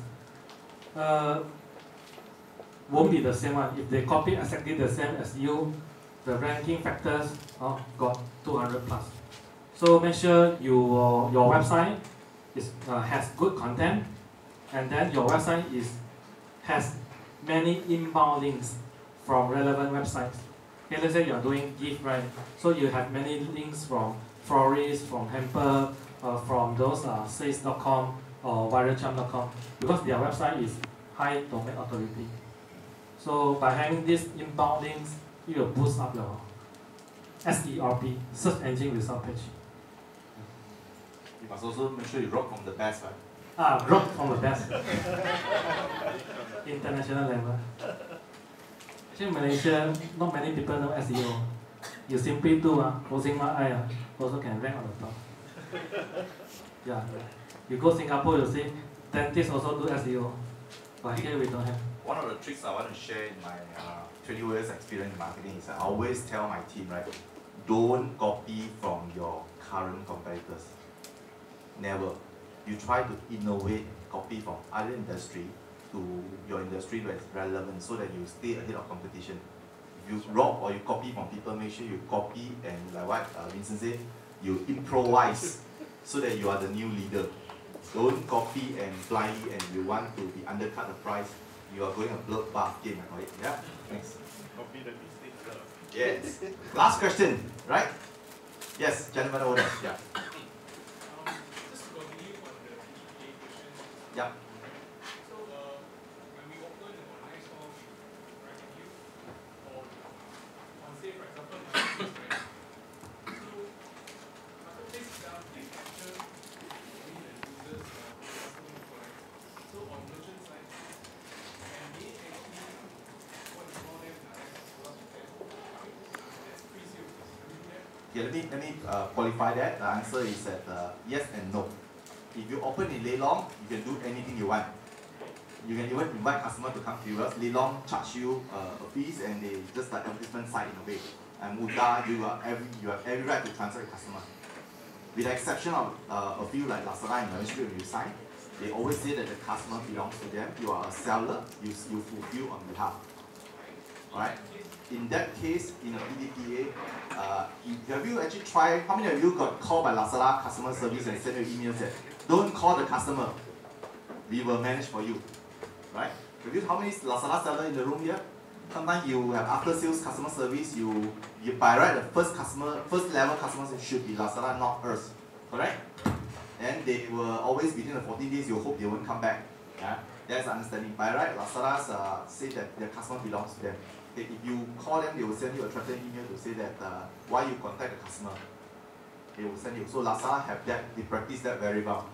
11th Street, same approach, but they don't practice so well. You call them, they don't really care. You deal with the customer. Okay, Leilong don't even bother. Please deal with the customer. I only make sure you pay me 400 plus every year. So that I will say yes and no. You know what I mean? Leilong very relaxed. Okay, in paper also you can have every right to talk to customer, but Lazada no. If you call the customer in Lazada, then I think the chances is that they don't quite like it. Yeah. I can teach you a trick, okay? Make sure your Facebook are very good. A lot of our Lazada customers approach us, DM us through Facebook. So Lazada calls us, they say, not my problem. Customer calls, so we have to answer to customer. Then you're okay. But you don't proactively call them and try to do it. Some seller, even though very clever, sell in Lazada with the objective of getting free marketing, free right. In the delivery shipment, they promote their own website, they put their own sticker, own voucher, and so on and so forth. These things people do a lot, right? I'm not saying right or wrong, but technically, legally should not lah, right? Okay. From that angle, I think Lazada will like me, right? So PDPA means you're not supposed to contact the customer. You don't own the data. Because the transaction will read Lazada, you are just a seller to fulfill on behalf. Yeah? Leilong, okay. 11th Street, like Lazada, but they don't practice so hard. They won't go after you. Okay? Any more? If not, I'll say I'm going to pass the floor back to the MC. We will still be around after the we can have a private chat if you want to. Thank you very much, and you have been very audience.